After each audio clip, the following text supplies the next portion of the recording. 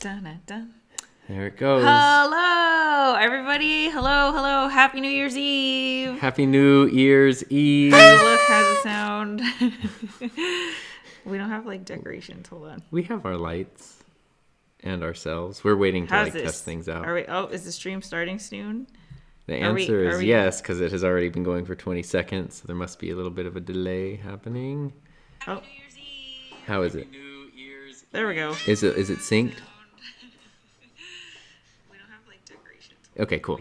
Yeah. It sounds great. It looks great. Y'all look great. Hi, everybody. Okay, I think we're good. Yes. Hello. And to those of you who couldn't be here live, we're sorry we didn't think about going live earlier because so many people aren't in the U.S. And we're just used to doing it our time. We're not even doing it our time. We're doing it East Coast time. So we're actually doing it 3 hours earlier than our midnight. Yeah. So that is what it is. But hopefully you guys can come and go or stick around the whole time. We'll be here for at least 2 hours. We're going to actually ring in the New Year at 9 p.m. our time. Look at this. I put up a little countdown timer. And we got Oh, perfect. Let's leave it. That's great. Yeah, we can put that that's not the countdown timer. That's a piece of the interface. I'm going to move the countdown timer up here. There we go. Cool. Let's make it blue. Let's make it Enthusiasm Project Blue, babe. I made it purple for you. Oh, that's sweet. There we go. I have blue saved as a default color. Don't worry. Of course you do. Boom. There we go. Bam. Here we go. That's bright. How's it look? How's it look on your end, guys? Too bright. I have several shades of bright blue. Okay, so if you're here, if you're in the chat, let us know where you're from. What time is it? Is it already 2021? And if it is, how's it going so far? We might be calling you from the past right now. Yeah. Andrew Baker says it is 10 p.m. here. He's on East Coast, so you're in the perfect spot because we're going to be bringing it in on your time. Yeah. So that's great. And Reggie's here. Reggie says, what's up? Happy New Year. It's from 2 p.m. tomorrow. Yeah! You've already gone to bed and woken up. Hope things are great over there in 2021. I'm sure all the problems have gone away and the world is back to normal. So look forward to it. And Ben is here. What's up? Ben, who just completed his 30-month-long upload day challenge. Yeah. Congrats. Dominic is here eating pizza. Dominic, that's what we did. We had pizza. We took your advice and we had pizza. Yeah, we had a frozen TBK. And it was real good. Delicious. Yes. And we started watching Soul. Yeah. Okay, here we go. We've got 3 a.m. in the UK, which is why some of our peeps couldn't make it. I know. They're like, it's already New Year's. We're going to bed. San Antonio, 9 p.m. New Jersey. 10:03. All right. Very cool. Nice. It's so cool that everyone's like in different time zones, isn't it? Yes. We're united. Boop. Sorry. No, it's good. So we got time. We have a lot of time. Well, this is also taking the place of our regular weekly couples table episode, which we would normally have done 3 hours ago. Yeah. But we didn't do it 3 hours ago, so we're doing it now. Yeah. So how have you been? We're good. We are in the middle of watching Soul. I think we're halfway through. Maybe we'll finish it today. How do you like it so far? I really like it. I like it. It's real good. It's definitely what I like about it is I didn't know anything about it. I didn't know anything. I didn't even know there was a movie coming out. I think I saw a teaser for it a year and a half ago when they first announced it, and I was like, huh.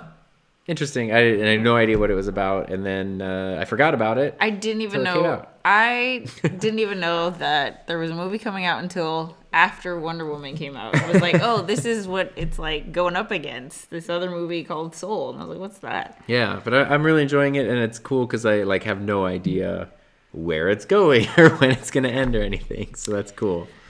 I'm enjoying that very, very much. Let's see. Joe Fabricator. Jeff here. Happy New Year almost. Vancouver Island, 7 p.m. You're on our time. Different country, same time zone. And then we watched Wonder Woman on Christmas. A week ago tomorrow. New Year's, yeah. How did you like Wonder Woman? I liked it. But I'm easy to please. I don't know. Yeah. I liked it. Up north of 60, what's up? Happy New Year. Hello. Hello. And the Eddie at Savant says, Happy New Year. Have a wonderful New Year. Ben, I'm glad you love Soul. We haven't finished it yet, so if there's some insane spoiler, don't tell us. So, what do we got? What are we ringing the New Year's?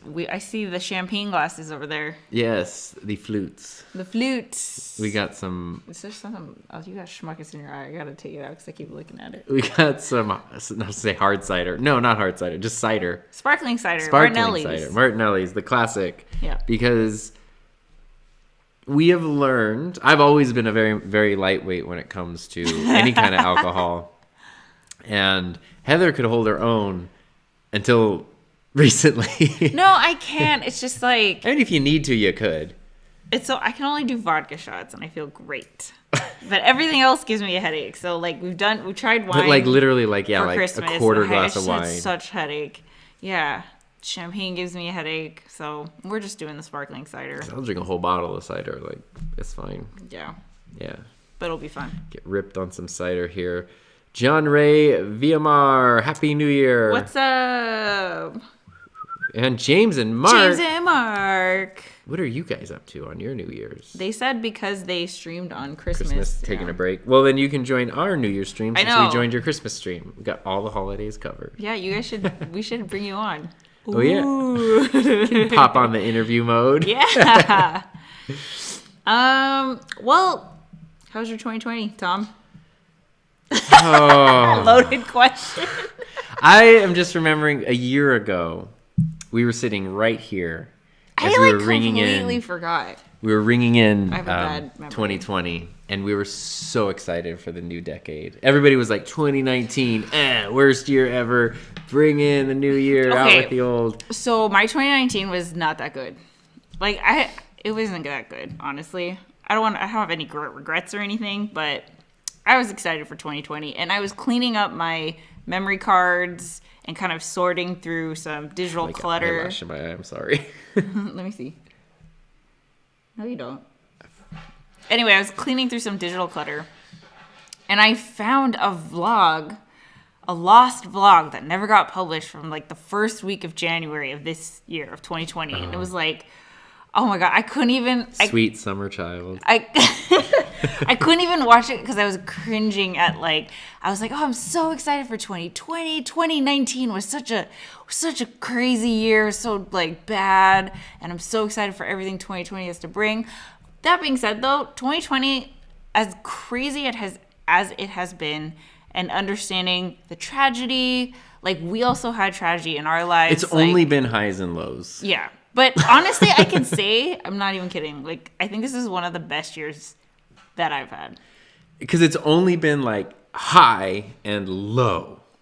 You just said I know, but like, but I don't, I am so, everybody's focused on the lows because it's not even just globally what's happening, but also just personally there's lows. But then the highs are really good. Like, I will say, pandemic sucks. Being home since March, working from home, like spending tons of time together, spending time with our dogs. Being at home is my favorite place in the world to be. And that has been a delight. And getting to work on like creative projects, getting to explore new things has been super cool. Babe, you can't play with the mic. Sorry. A big part of me... They're going to hear it on their end. A big part of me has liked... I don't know what I was going to say. It doesn't matter. I lost my train of thought. You like being home. I do like being home. Very much. It's been a delight. And it's been a delight. Yeah. Well, for me, it's been like self-improvement level up times a million. Like, I think I've tried.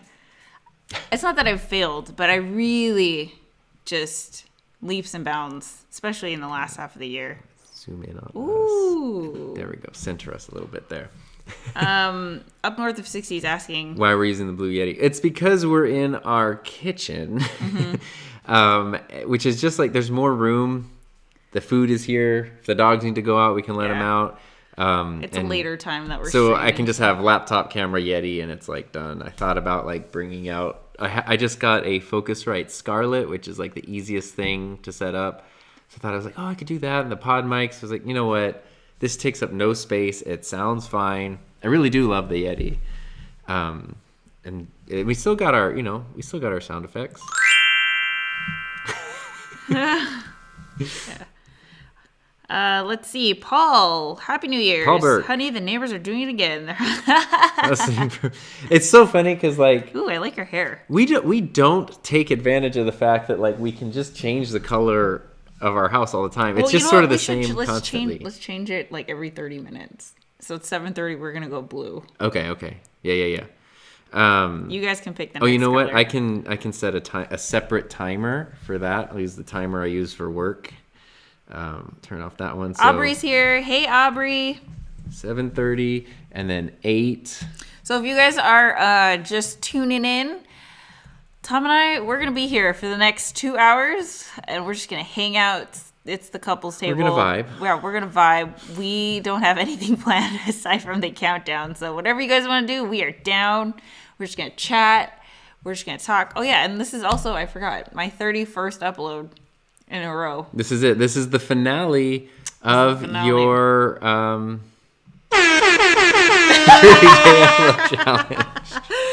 Yeah. How do you feel about it? As the one who got to see. I loved it. It was great. It was the best. It wasn't a pain. I mean, it was like so motivating and so leveling up, and it was motivating to be around. And did it make you want to do one? It didn't make me want to do a 30-day challenge, but it really made me, like, every video I made during your challenge, it really made me go, like, what can I do? Yeah, to, like, just to level things up. Just turn it up a little bit. Yeah, I don't want to keep doing that. That was cool. Yeah. So. I highly recommend at least a 10-day tackle. That's what I like to call them.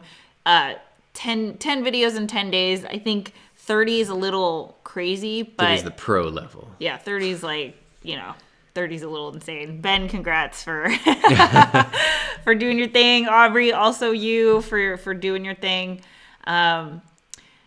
If you guys are feeling, I don't know. I mean, I guess this is the time for goal setting, right? So if you're thinking of, like, maybe you need a kick in the butt, or you just need to, like, explore your creativity, see what you are capable of, I highly recommend a 10-day tackle, and you can just think of it as boot camp. That's all it is. Like, don't go into it with any expectations aside from, like, being open to whatever can happen and whatever you can create. And gosh, I can't even tell you how much I learned. It's crazy. Like, how much I appreciate in the process. It was just like, it was so good. I'm so glad I did it. Yeah. I can't even, like, I don't even know where I got the, like, why I did it. Any of those challenges, I would say 10-day minimum up to whatever you want.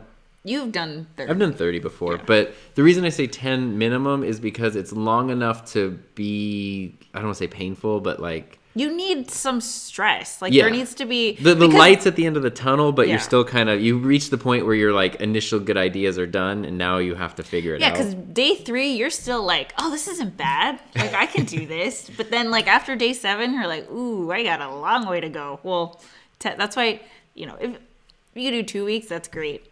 But at least 10 days. Yeah. Like, I've seen 5-day challenges, and I'm like, it wasn't enough for you to come up with ideas under pressure. That's what you really need. So. And life happens, and balancing life. Ben says he's glad it's done, and his wife's glad it's done. Yeah, it definitely impacts whoever you live with. Dominic said 31 days is the bigger achievement than ending this thing called 2020. Yeah. Whoop. Oh, nice. That's right. Yeah. It really looks matching here. Our bands are actually slightly different in person. Wait, show your ring. Oh, it's on the other hand. Oh, matching bands? No, you were talking about this. Watching bands, yeah. No. But I forgot your watch is not on the same. Yeah, because I'm a weird lefty. Let's see. Gary, what's up, Gary? Hey, Gary. Happy New Year. Wish you nothing but the best in 2021. Yeah. Hello, Jay. Yay. Jay is here. And Aubrey says matching watches. Congrats again on your house, Aubrey. And I know you got a big move so as you guys are tuning in, if you haven't already, let us know where you're from, where you're celebrating New Year's. And maybe let's, like, ask him a question. Like your bank account. And your social. How about one thing for 2021? Yeah, is there something... What are you looking forward to? Let's say you go. Something positive about 2020. And something to look forward to in 2021. Okay, actually, what are you looking forward to, Tom? You have a lot going on. You've got someone trying to buy his channel the other day, guys. Like, what's going on with you? where do you want to be when we're doing this 365 days from now? To be honest, I'm scared to even say anything. Like, 2020 has made me scared of, like... Don't be specific. Let's just, I want to be in a place where I continue to feel creatively and emotionally fulfilled, while also being physically and mentally healthy. There you go. With you. Aww. Specifically. Yeah, add that in. I like it. So I assume it's a given, but I just want to... With you. Just want to tag that clause in at the end there. What was your positive thing of 2020? I mean, I really... I loved the quality family time. I really shifted priority and perspective around in a way that it was very important for me to do, and still something I need to work on, but it really helped. And getting to really dive into like my creative stuff, video making and podcasts, and learning about, I learned so much about the stuff I'm interested in. And yeah. I really loved that. Yeah, you connected with a lot of people. Yeah, you really expanded the network there. Yeah, I made some really cool friendships, started some really cool things with people. That's been really neat. Is just the more magic of the internet. That's great. Yeah. What about you? What about me? What was the question? What was something that something great about your 2020? I mean, it's weird because there's so many things. I know that I feel guilty. It's the Catholic guilt, dude. Yeah, no, I know. It's the guilt of I realize that the world is burning everywhere, but I had such a great, I think because it was I had to reinvent everything from what my priorities are, what I really want to do, how I want to do it. Before, I would not have been able to do what I'm doing now if the world was still normal, because I would have just been on the same I don't want to call it the hamster wheel, but I would have just kept going down the same path, which I think in retrospect felt like it was the thing I was supposed to be doing. Yeah. But I completely discovered this other thing that I think a lot of people. Yeah, that I just would not have had the opportunity, because I would have just kept going. I would have kept going down the freelancing client. Oh my gosh. I mean, I just think back to a year ago, maybe 2 years ago, my goal was to build a physical brick and mortar business. Oh man, that would have been terrible right now. So Tom, I'm sure you guys know his classroom. He's got it's like YouTube Studio, but for high school kids. And I was like, well, it would be great if there was a YouTube space here where we live, and I had this whole a digital content creator hub. I had this whole vision of the place where we live, which is Indio. It's the same city that the Coachella Valley Music Festival is in. And I was like, okay, influencers come here all the time for all the big festivals. What if there was a digital content creator space where everyone can connect, collab, borrow equipment? There's podcast studio space, there's classes, there's trainings, there's networking. Yeah. I wanted to create that physical space, and it still sounds exciting, and I think it's still something that I eventually want to do, but I'm so glad that I did not, Yeah, that would be... disastrous. Rough The right world's now. not even open, but I was really paving the way for that to happen, making connections, being active in the community, and, Yeah. Well, I think, kind of going back to what you said, I understand the Catholic guilt of, there's so many bad things happening that to be well, this was great, but at the same time I feel it's a good thing, because it's nice to at least give credit to the positive. It doesn't discredit the struggle and the challenge. Weird. It feels weird, but it feels weird to 2020 was the best year of my life, and people have died, yeah. I guess the message that I want to leave is for the people whose lives where they're still healthy, and you still have I don't know, the people who have the ability to control. focus on something beyond Exactly. basic survival. Yeah. The other thing you said, which I kind of liked, especially doing stuff online, was prior to 2020. I feel like, I mean, this is still there, but social media, content creation, there's just so much flexing and facades of like, you know, it's everybody's highlight reel. Everybody's showing this, that, the other thing. And it was just like, at least in like, I feel like in the YouTube world, it was going like crazy and crazy. Like, now we're going to this extreme place and doing this. And like everybody was just into this. No, but I just mean everybody was stuck at home. No matter big, small, whatever, everyone just kind of stuck in one spot and having to figure out, like, kind of go back to the roots.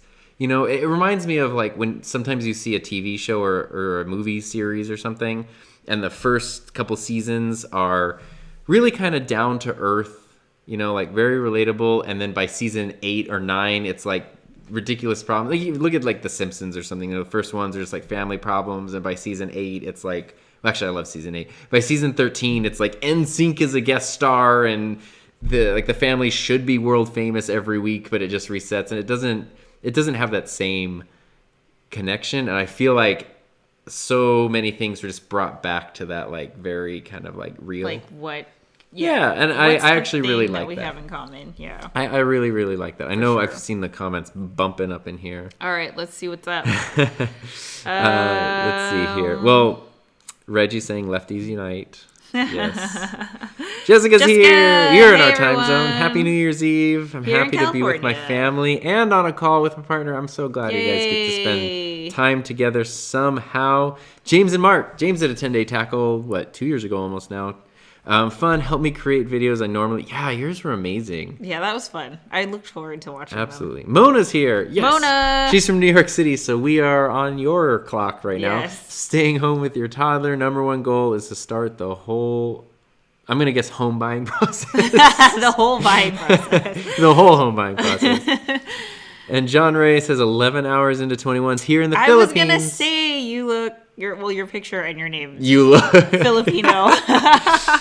Positive, you got engaged. Congratulations. Oh, yay! And our looking wedding forward to your 2021. wedding. Yeah. I mean, our wedding was such a highlight. Congrats. Aubrey said, best thing of 2020. Trump got voted out. Eddie at Savant, great thing about 2020. I discovered both your channels. Aww. Obviously, that's the best thing that could have ever happened. Scott Productions' best part is learning so much faux. Yeah, faux. Just learning so much faux. Ben. Oh, from both of your channels. Oh. Sorry. Ben, you want to read Ben? Yeah, 2020 has been a big community building year for me. I feel a deeper sense of belonging with my work family, creator community, neighbors, and friends. It's been one of the unexpected joys this year. Yeah. I get that vibe too. I feel that same way. Again, I think it's because like we just had to go online to connect with people. Everybody had to go online, and everybody just sort of became more accessible and more comfortable with it. And, that's a good way to put it. Accessible. Yeah. Yeah, because it's like, I know you're home. But he said worst thing was doing remote learning with the kids. Oh, I can't imagine. And he's got 6 boys, I think. Woo. I'm surprised you still have hair left.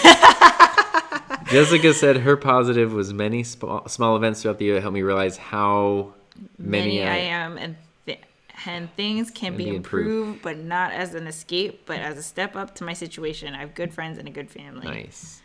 How happy I am. Okay. Oh, got it. 2020 was welcome back, Carter. Squirrel. What happened with the offer to buy Tom channel? This was sort of interesting. Like, there's shady offers that people get all the time where some random person will be like, I will buy your channels. And it's always for $80,000. Really? You've gotten that? I haven't It's the same thing as when you get the weird random person who's like, sell this product or whatever. It's like not legit or anything. But this was a more legitimate offer for like, if you're interested in ever selling your channel and like partnering and that kind of thing, you would still be like the creative control of it, but the channel would be owned by something else and you would be like salaried through it. So you'd have the benefit. So it's kind of like an MCN, but I think more formal, because they would technically own the rights to the channel. But of course I immediately was like flattered, but never in a million years. Yeah. And they totally understood, which was cool. But babe, that's the mic. Sorry.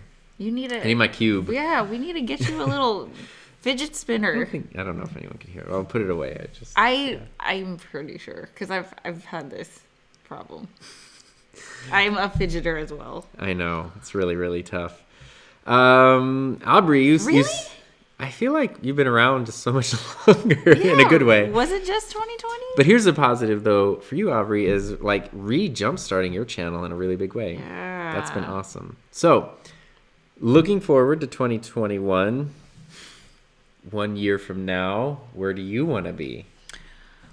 Oh, man. So, okay. So let's see. Priority for me is, I think that what 2020 has taught me is that the best, at least for self-employed people, the best sense of security comes from having a really strong, clear, personal brand. Because the way that you can monetize a personal brand that you're in charge of, that you have 100% creative control over, is you can, like, the possibilities are endless. You can do an online course, you can do a YouTube channel, you can do like coaching, you can do all these things. And I think I have the clarity to move forward, and I'm just really looking forward to like making it strong, right? Because I think, what I've learned is that, like, some people know me for this, some people know me for this, some people know me for this. I've, dabbled here and there, made all kinds of things, and I just want to dial it in and scale it up. Yeah. That's what I like. So next year you'll be known for like this real, like, clear, specific thing. Yeah. Cool. Mm-hmm. I mean, you're clearly on the way for that. Yeah. Now I'm excited. I'm very excited to. That's what I'm excited about your 31-day challenge, is because you're ending it with a sense of excitement rather than like, thank God it's over. Yeah. I don't feel that at all, but. Well, the risk with something like that is you get to day 22 and then your last few videos are just like, whatever. It's 3 minutes of nothing. Well, just to finish it. It was more like, I knew what I was getting out of it. You know what I mean? Yeah. Like, and it was life-changing. Like, it was a big deal. I came to some like really crazy, revelations that, what the last 3-4 videos were live streams. So, I technically wasn't editing videos or making videos, but like, I got what I wanted out of it. Yeah. More than that. So, yeah. I mean, I accomplished what I think I set out to do. I feel pretty good about it. Absolutely. Yeah. And that's it. All right, bye. No. Bald Bearded Builder says, according to my neighbors and the fireworks, happy 10:30. Oh my God. Let me tell you, we've had neighbors, like, Christmas fireworks shouldn't be a thing, but they have been every night. September 19th or whatever. Like, they just shoot off fireworks. Which all normally, the time. like, I wouldn't care, but it does drive me nuts. It isn't legal where we're at, but also, like, our dog. One of our dogs especially, like, just loses his mind and gets so freaked out, and it's just like, oh, please stop. I feel so bad. He's so worried. And I know it's gonna happen tonight, so we've got the calming chews ready to go. I tried to, like, exercise him before this as much as we could to get him tired. We'll do it when we're done with the stream, so then he'll be, like, tired and scared. Happening. Sorry, it's focusing on the camera and we go out of focus. No, I heard there was a firework right now.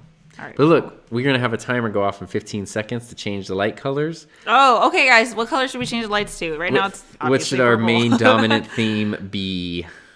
Oops. I'm just like, I don't know. Blue is what I lean towards. There it is. If you can hear that, that's the sound. But let's see. I mean, we can go blue. 2021, I am planning on more video to create, not letting myself down. Nice. Oh, I love that. Not letting myself down. Yeah. Your own expectations and stuff. Yeah. Which can also be tough, though, because you're always your own worst critic. Mm-hmm.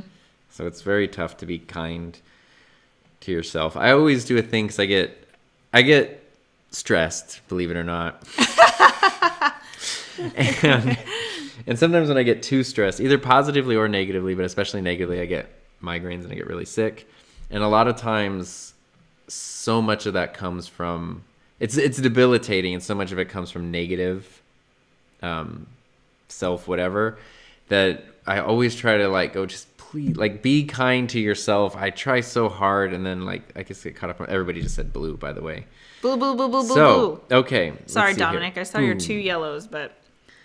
Yellow. It looks like we're doing blue. We're going to do just different shades of blue. I'm going to make it kind of random over here.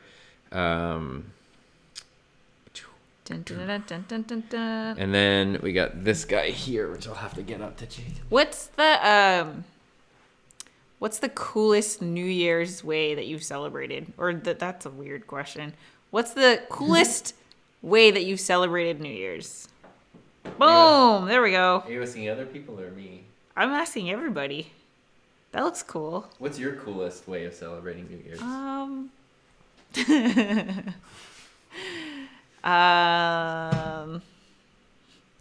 Let's see what I remember. I mean, I've heard stories. This is what we've done 18, 19, 20. This is our fourth New Year's together. It's our fourth New Year's. Fourth New Year. I was just asking Tom before the stream, have we ever gone out for New Year's? And we haven't, like, together. We've never, like, partied on New Year's or anything together. We've just always been at home. Which, I mean, I know. I am a homebody to a fault sometimes. Dude, I'm not gonna lie. I think I'm gonna play some Zelda after this, so... Oh my god, I'm dying. Part of me at one point was literally like, I could hook the Switch up to the thing. We're just gonna go become Twitch streamers. Well, we're gonna have to... I'm trying to just add in a little fill light here. Because again, some bags, but that's just due to age. It's not due to actual tiredness. We're gonna be 36. Oh my god. Which means... That's so crazy. As soon as it turns New Year, we'll be able to say next year we'll be 37. Oh my gosh. I was going to say something. I don't remember what it was. Oh, Zelda, Twitch streamers, something. Oh, well, when we're trying to console Ben, our dog, we can... Yeah, we'll just turn up Zelda super... Yeah, or at least if we have to stay awake with him. Oh, you know what? Here, I have a random question for you guys. You can just answer whenever. I'm looking for book recommendations. So what's a good book that you've read in 2020? I'm looking for, what am I looking for? Motivation is great. The one thing that I'm actually kind of interested in pursuing, I think I'm going to do like a 10-day tackle of this. I think this is going to be like my first storytelling video. Okay, so if you guys watched the live stream where Tom and I were just talking to each other, and I was talking about how for my future videos, I kind of want to have I'm not going to document day to day per video, but it's all going to be like self-contained in one video. So I think what I'm going to do is try meditation for 10 days straight. That's cool. And I've done meditation, like I've watched a few YouTube videos. I've had like, I think it's called Headspace and other, have you ever like apps. Reached a meditative like state? Yeah, I will like feel pass different? out. Like asleep or just like black out? Oh. No. No, I just like fall asleep before the tape is done. but I think my understanding of it is still very I don't know if immature is the word, but like elementary. Yeah, I don't think I know enough, and I want to see. That's why I'm looking for books, because I need someone to walk me through the process, kind of thing. So books on that, or really good fiction, because I just want a good story. I need more I need to something have more that's positive and story. uplifting though. In the end, for sure. Gotta end. I know how she is. Okay. Anyway, that's just that. Let's see here. We got a lot of great stuff. We popping got a up lot here. of great stuff. I be jamming. As a YouTube coach with such little engagement, 200 views a video, most of your struggle appears to be your motivation to complete tasks. What exactly am I paying? Okay.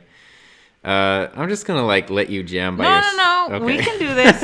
We can do this. I got this. 10.5 subs and 200 views per video. Most of your struggle appears to your motivation to complete tasks. Where are people getting this? Do I project that? It's probably because of what you said, where you share video. You share the journey, which means you're in the middle. So you're doing the it's the same thing as you're building a house and someone shows up when the roof's not on yet, and they're like, you're building a house that has water pouring into it. Like, why would I buy this house? And you're like, yeah, but the house doesn't have a roof on it yet. Coaching program, did you buy subscribers, or is your audience not interested in your content to reflect such low engagement? I think you can just it's a long story. I'm confused on how you could sell a product that you cannot prove results with. Well, I'm not selling to you. I can say that much. Yeah. You could go buy someone else's product. Yeah. So I guess I want to be able to answer this because this is what I've gotten clarity with, and I want to make sure that this will be my like first test on being able to explain it. Sure. What a positive spin. Yeah. I'm a YouTube coach, but my goal is not to help you become Mr. Beast or become a YouTuber with millions of subscribers or millions of views.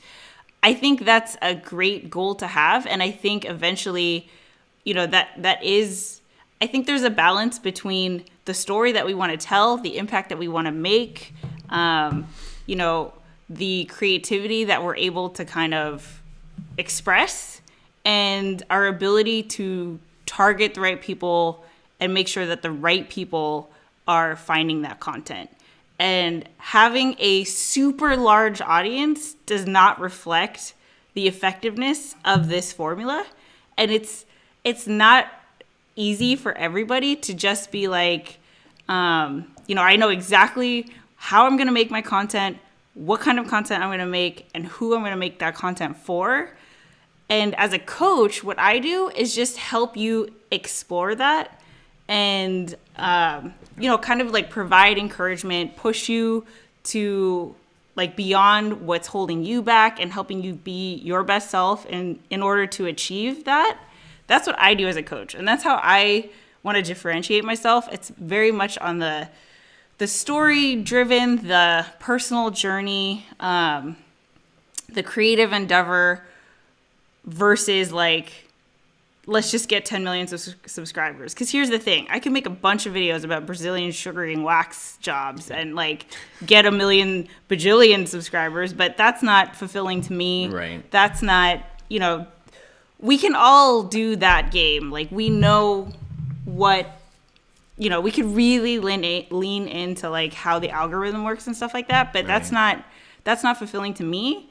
And I love what I do. So anyone who knows me or has worked with me has only said good things. And so I kind of just let my work speak for itself. Right. How was that? I think that was great.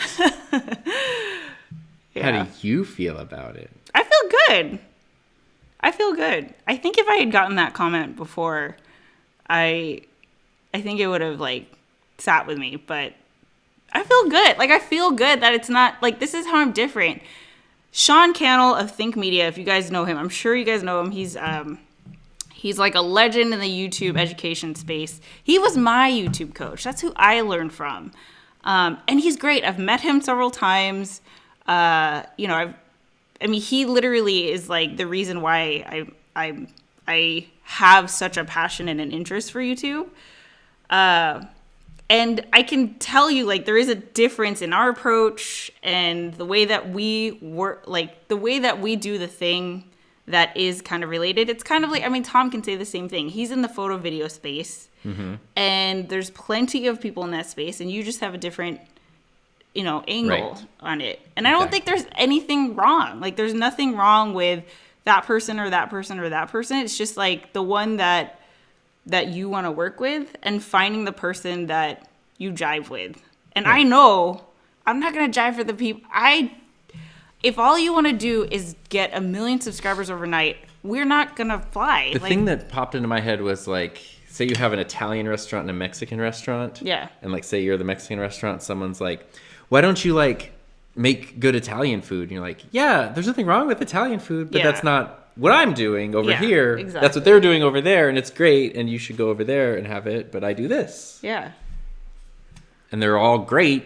Exactly. It's just different flavors. Yeah. So, if you have any questions about YouTube coaching, IB Jammin, I can refer you to other coaches that maybe would be better suited for you, but I just don't think that I'm your first video. Yeah. Sorry. Oh, man. Anyway, moving on. Reggie.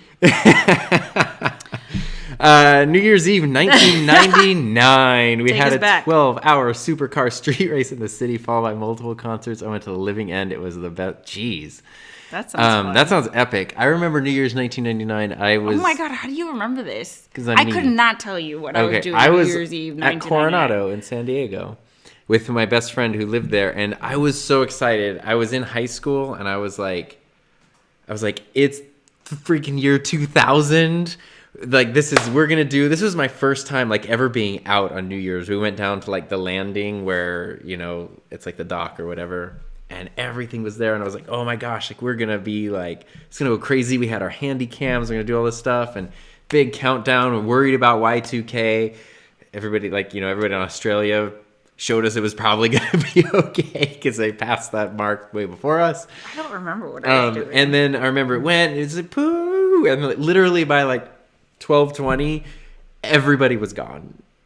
And then we went home and went to bed. And I was like, oh, I thought it like, I felt like a New Year's thing started at noon, at midnight. I didn't know it ended. And I went home, or we went back, and I was like, oh. I remember looking at the clock, and it's like 12:40, and I was in bed, and I was like, oh, it's like a new millennium, but all right, it's the year 2000 now. Cool. Only good things will happen this millennium. I see the greenish. Oh, there was green in the lights, and I went back and tried to, like, re-kajig. Listen to Meditation Center podcast. Ooh, okay, I'm going to check that out. You also have your notepad if you just want to write. Yeah, I brought a notebook for notes. Meditation Center.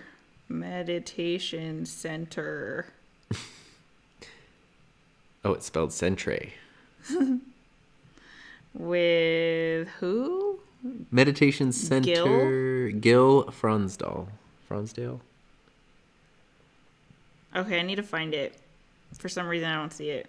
Well, Ben is also recommending a book, You're a Miracle and a Pain in the Ass by Mike McHargue. Okay, I'm going to write all these down, guys. Here we go. I thought at least at first he was just saying those things to you.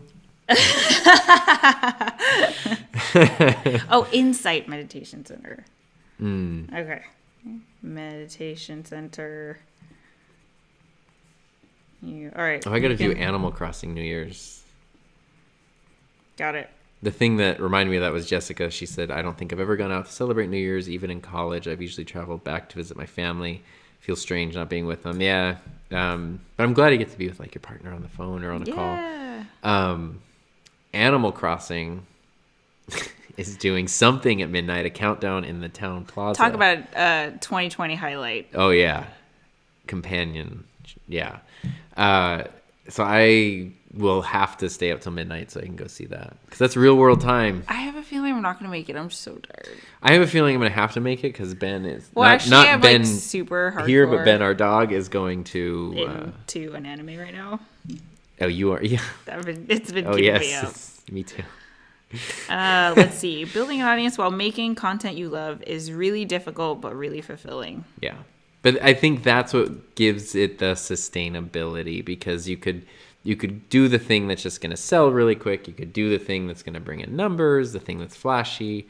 But that's also going to be, you know, when you see people who grow very fast and then feel dissatisfied and unfulfilled, I think that is often a reason why. Like, the growth is very exciting kind of no matter what. Mm-hmm. But once you kind of hit it and then you're like, oh, but now I'm not even into what I'm doing. It doesn't really matter, you know. It's like that thing where there's been all these, like, psychological studies where somebody's happiness is everybody kind of just has their, like, predefined level of happiness. So bad things happen and you kind of bounce back. Good things happen, you kind of bounce back. You know, you can get like, wow, I have more money now. I'm making so much more money at this new job or my business or whatever. And great, I'm happy, I'm relieved, this, that. But you just kind of eventually end up at a certain point. It's like, if you were still unhappy and emotionally dissatisfied here, getting more money and getting more stuff isn't going to make you suddenly like those things will still emerge even at that point. So it's very important to really, like, stick with what is personally fulfilling, which is tough because sometimes it's not what everybody else is doing, or that's not what the most popular thing is. Or I could definitely stay at my last job, but just wasn't feeling it. Bald bearded builder. I thought it was Aubrey's got to call it with her wife and Captain Morgan Coco Loco. Yay. Well, I hope you guys have a great night, a happy New Year. It's been an absolute blast to have you be a part of our world here. So there's a cook. Happy New Year to both of you. I have that book. It's on my bookshelf, but I don't know. I haven't gone to it. Well, here's my reminder. It's a sign. Jessica, you're giving me a sign. I gotta watch or read it. She saw the sign and opened up her eyes. I had a question. Oh, I was realizing this because this is my favorite. Do you know this is where we were sitting when we came up with the couples table? Oh, yeah. This is where it was because we were on our wedding reception, which was here. We're almost at 30 episodes. How crazy is that? Yeah, that's great. And we were right here when we were doing our wedding reception. We were like, this is like the couples table. And we're like, that's a great name for a show. Yeah. 29 episodes later. Here we are. There we go. I know. We should do something really crazy for our 1-year anniversary. I mean, who knows? Are we still going to be on lockdown or like what? I mean, of the show. Oh, okay. So, yeah. The question, I think, still applies in a way. I know. Let's see. What's the next color we're going to be changing to? Oh, yeah. We got 12 minutes to change these colors. Ben read Jessica's book recommendation, said he loved it. Oh, nice. He read on audio during morning runs. I always have a hard time with working out and like, I guess I don't have an audiobook subscription, so I've never really done audiobooks with podcasts versus music because music gets you really pumped. And I love it because it's broken into songs. You can easily be like, I need to do 4 songs during this thing or whatever. Whereas like podcast, it's so much good time to just listen to something, but I have a hard time like. It's really good. I can only listen to books and podcasts when I'm weightlifting, like especially at the gym. It was so good. Like I almost couldn't listen to music for some reason. But if I'm doing something like cardio or running or something like that, or even like last time we went biking, yeah, I need some music to just. Yeah. It's like pace setting almost. Right.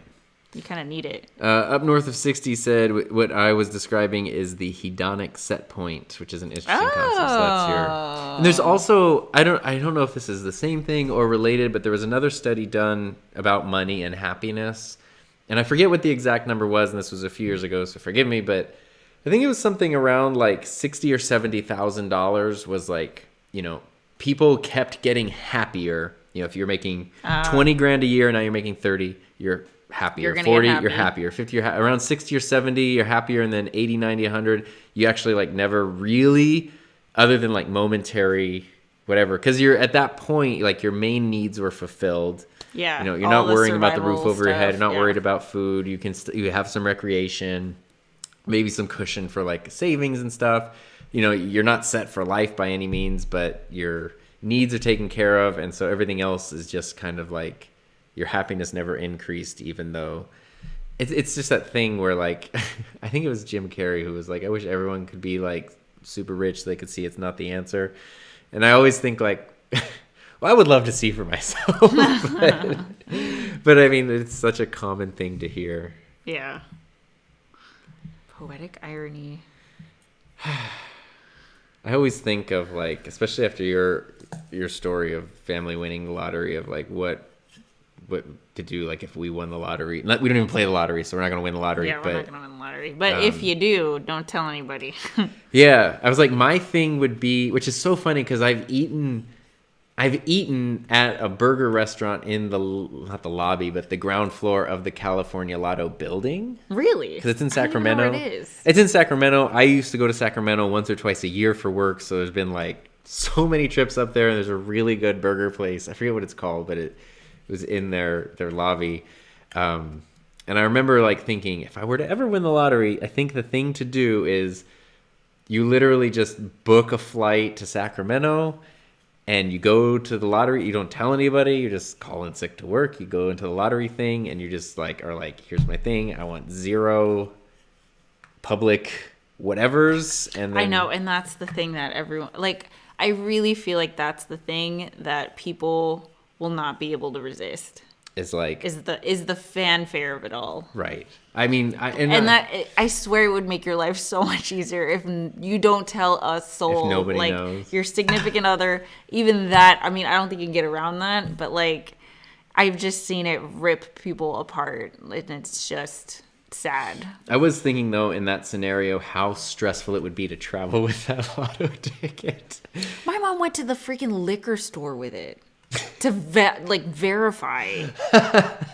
In front of everybody there. Like, talk to the freaking person who was working there. There were people who were, shopping there. And I don't know how she made it home one piece, but she did.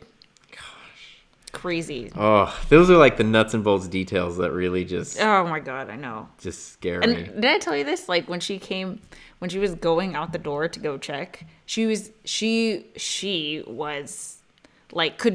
like, she could barely talk. She was so excited. I'm sure there was no, like, out-of-body experience situation. I mean, I've never seen my mom like that, except for that moment. But it was just her, and she was so excited, and I was trying to ask her, like, what was happening. I don't know why we're getting into this, but I was like, what's wrong? Like, what is it? And she was like, I can't tell you. And this is 13-year-old Heather, okay? I think I told her this. I was like, because she kept dragging out. She was like, I think something crazy's happening. Like, I can't am I getting you. A new bike? No, I was like, are the Backstreet Boys coming over?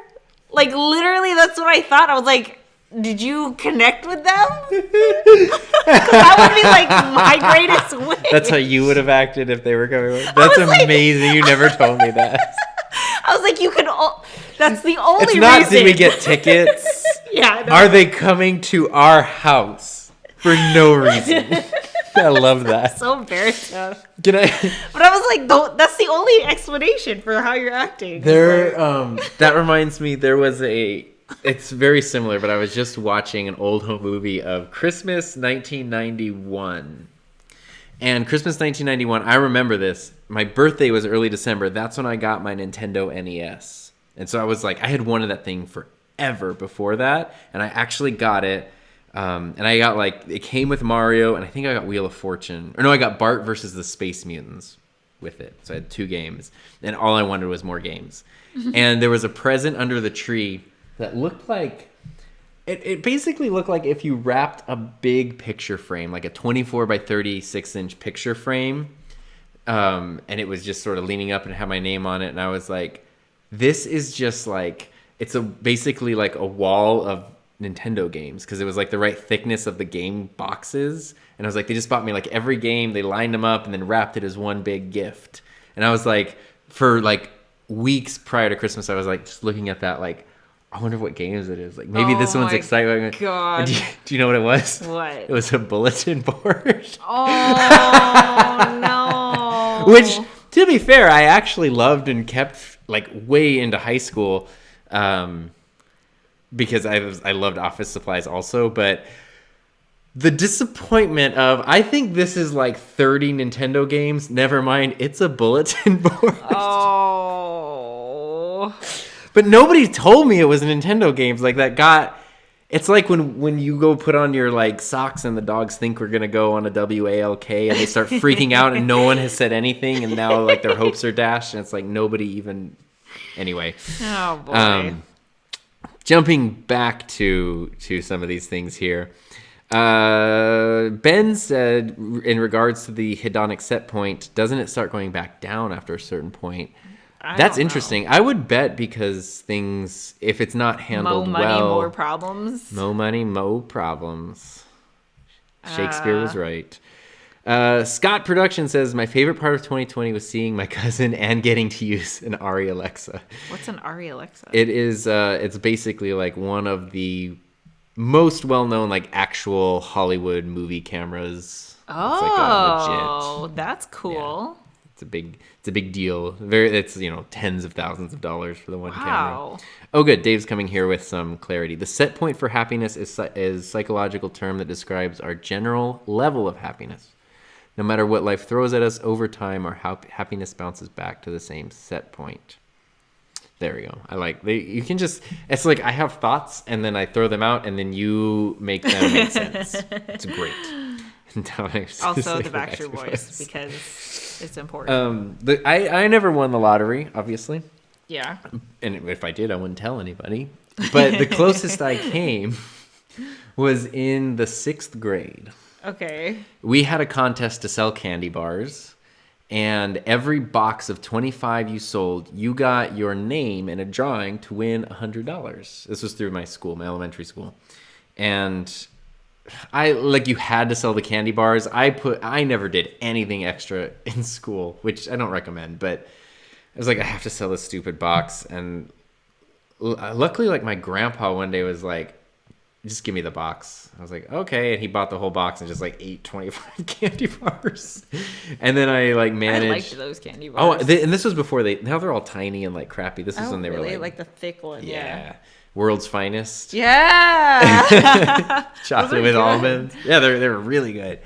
And so I think, they were great. But anyway, I sold 2 boxes, so I had 2 names in the entry. Other kids were going freaking bonkers with their selling. Did you win it? Well, the main girl who did, her name was Emily. Her family owned 2 of the Del Tacos in our town, because our town had 2 Del Tacos. Oh, so she owned both of them. And what her parents did was they put the boxes of chocolate bars at the drive-thru. So everybody who came in would be like, oh yeah, give me a chocolate, give me a chocolate. She sold like 100 boxes or something. And you know who won? I won. And I remember they were announcing it like in the big like cafeteria room when all the kids are there, and I was like eating, and they're like, oh, we're gonna announce the $100. I wasn't even listening because I was like, I just had to sell the box that I did. And I remember I was like eating my thing, my back was even to like the announcements, and they're like, and like the $100 goes to Tom Buck, and I was just like, I think I just stood up and screamed. And I remember like walking up to get the thing. I was just like sweating and like tunnel vision. And I was just like, $100. Like, what do I buy? Oh my God. Oh, and I remember like, I was like, I'm not going to buy one big thing. I'm going to buy like a bunch of little things. And like, I'm going to have so many different things. And I remember then I had to like go to the principal's office after school and get a check. And they were all like, congratulations. It was really fun. That's cute. It's real fun. That's cute. Anyway. All these things that I totally forgot about, I love. So, let's see. Let's check in. If you guys are just jumping in and joining us, We got 1 hour left. We've got 1 hour left. Where is it? Here we go. So, if you are just tuning in, let us know where you're from. And it was one thing that you're grateful for, a positive moment from 2020, and something you're looking forward to in 2021. I know it's cliche, and in a way, like I feel like a lot of people are just staying away from New Year's resolutions. But is there anything, we kind of talked about this on Monday when we did like a special couples episode thing, couples table episode. People sort of like what they're kind of planning to work on for the new year. And Dominic was one of them actually, and a lot of people kind of said they're not really doing resolutions, but they're kind of sticking to themes. Dominic brought up he does like a word of the year. I think your word was focus for 2021. So it's just sort of, it's not that you have to do anything, but everything you're doing is kind of through this lens, and you just kind of keep coming back to it. So if you have anything like that, I would love to know. Yeah, sure. It's motivating to, kind of hear what other people are working on too. Yeah. So we also got to change the colors in about a minute. So if you have suggestions for the next vibe, let's change the vibe up. Let's like do a color that is not. We always do blue and purple and pink. Yeah. Well, I guess we don't do pink, but we go into like the magenta we definitely territory. Do blue and purple. I mean, those are also it's tough because those are the ones that look best on camera. There's some things too, like reds just don't really show up on camera that well. Oftentimes, greens, we can try though. We'll see. We got some cool lighting happening. All right. If somebody has suggestions, we'll take it. Otherwise, I'll just. Did you just yawn? You know what? Oh my God. I'm going to be like 37 next year. So year after next. Oh, Ben said, there's our timer. Ben orange. Said, orange. I was like, peach. Orange. Thank you.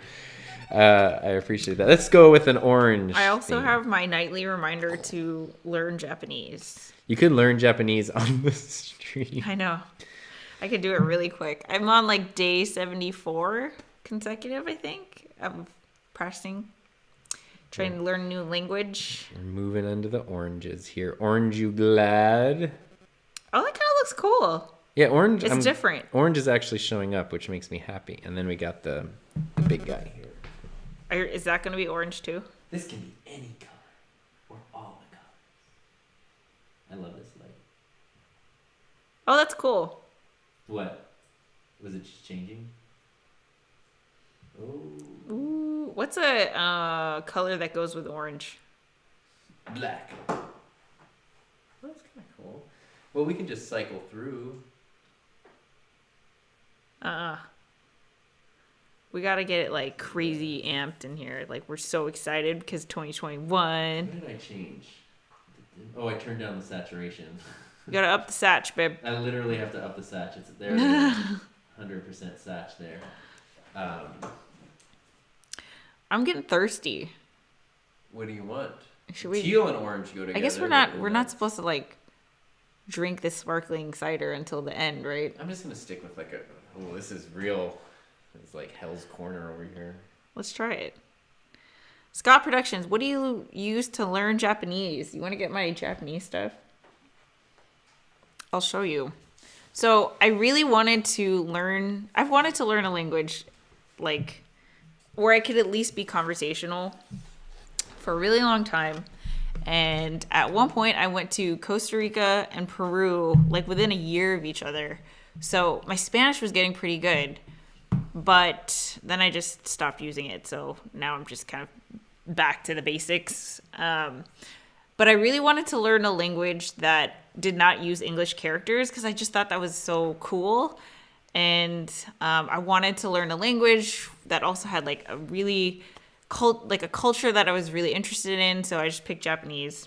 So one of the things that I have is the alphabet. So literally it's just like, can you see this? That might not show up. Oh, you can't see it. I think, watch this. Oh.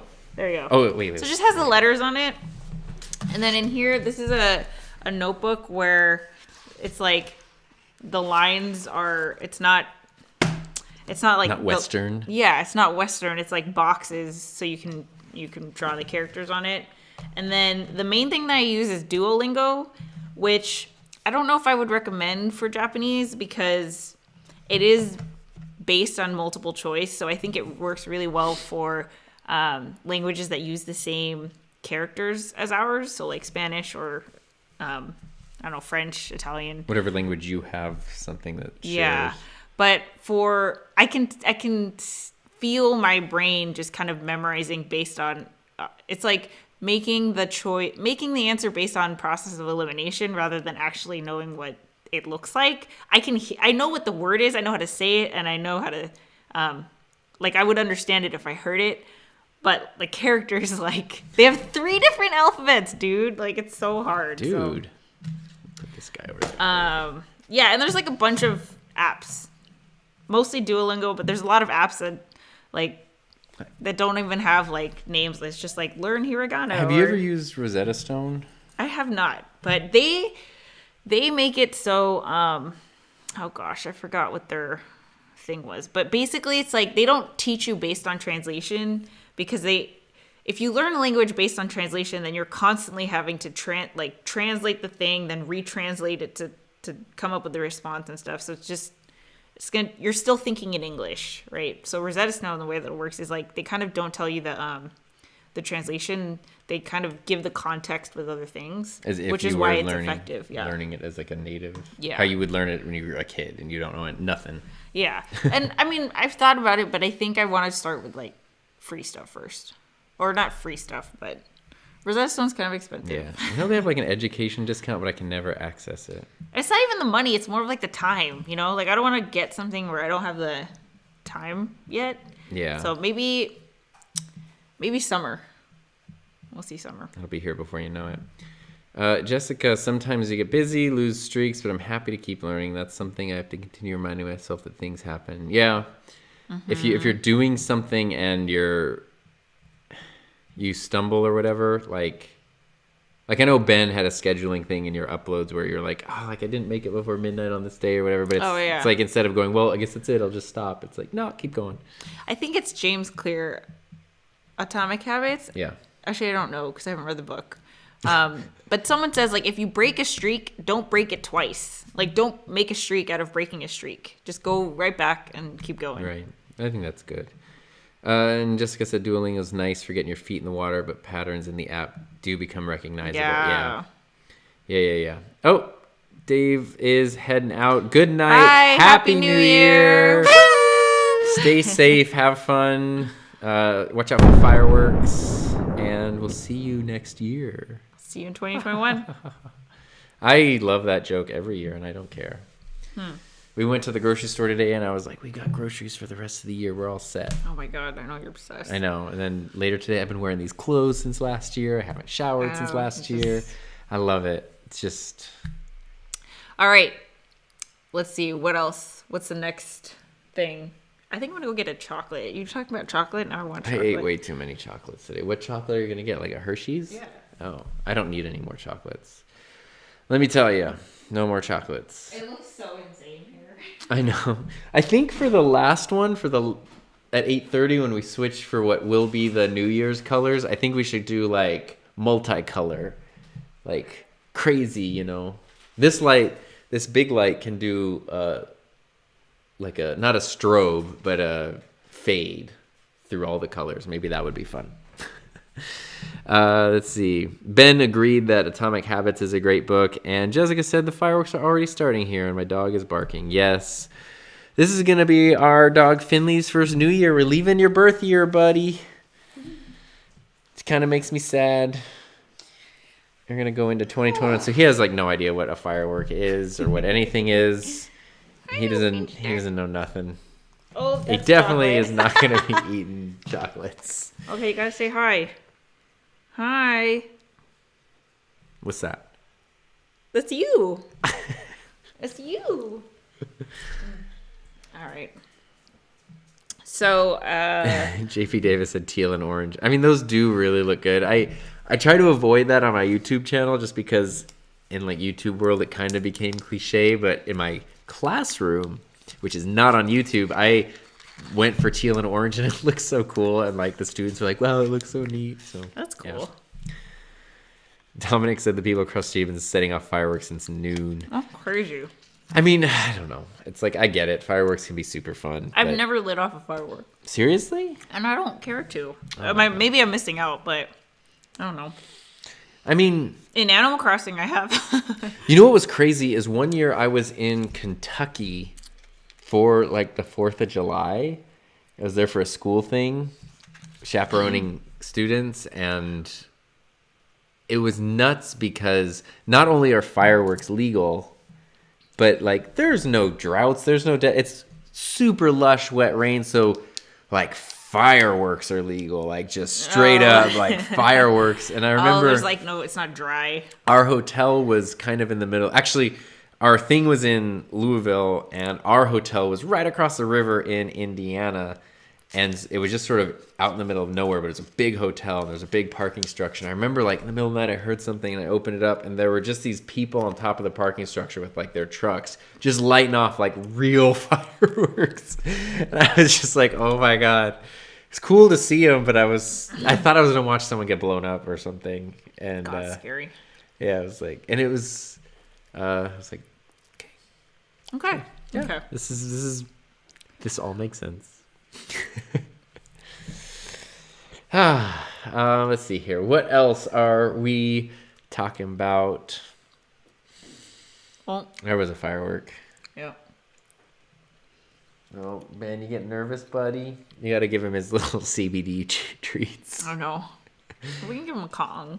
Oh, you're going to make him a Kong? I'll get him real distracted. Yeah. So I'll take over the stream here. Oh, all right. My hip hurts. I know. All right, guys. Hello. What's up? Tom's gonna go make the dog some Kongs, and I can make the Kong on the stream. Oh, that'd be cool. Gourmet Kong. Let's see. I'm trying to think of stuff. I'm trying to think if I have something special I could put in these. I mean, this is kind of a... I feel like this question gets asked a lot, but... What's the What's one thing that you miss doing? From before quarantine? Pre-quarantine, yeah. What's one, like, if you can do one thing, like, what's the one thing that you would go do? If you could. If there was no pandemic and everything was just back on, what would you go do? I'm curious. What are you doing? This setup looks ridiculous. Oh, you're taking a picture. Amir's here. Oh, nice. What's up? Hello. We're so close yet so far because of quarantine stuff. What are you doing for New Year's, Amir? And May Tale Heavenly Shine.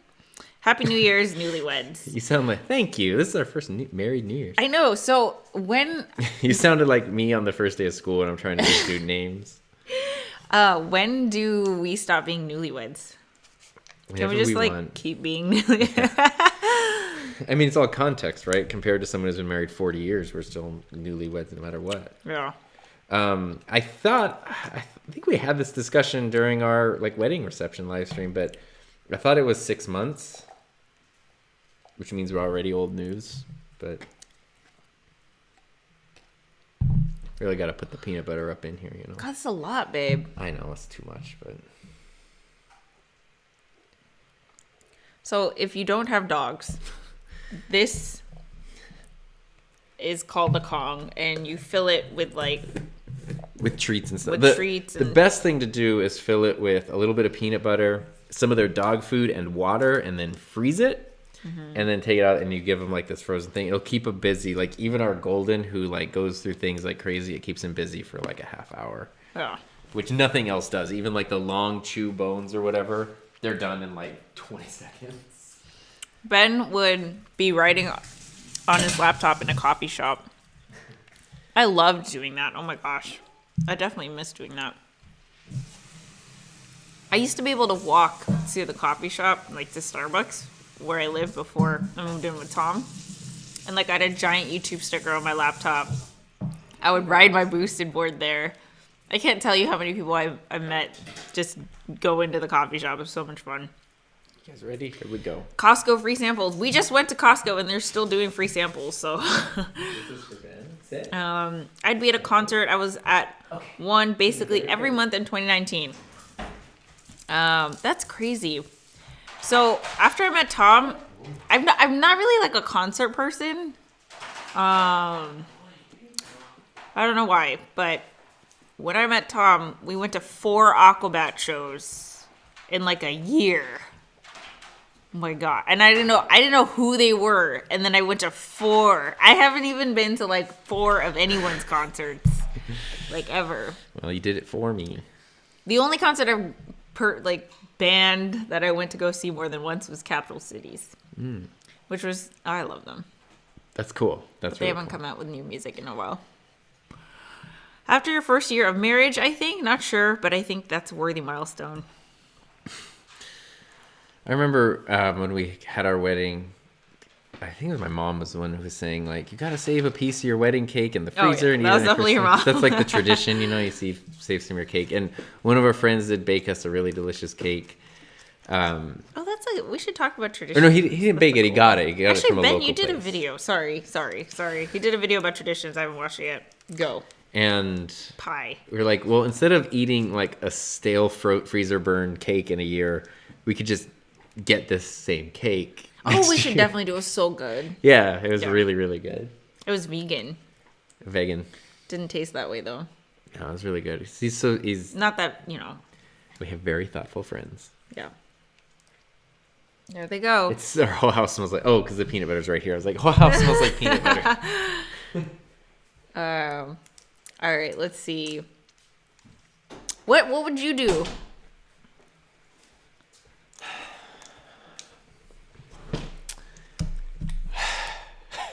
Mine it's the same thing I always say. It's the simplest thing. I want to go to a great restaurant.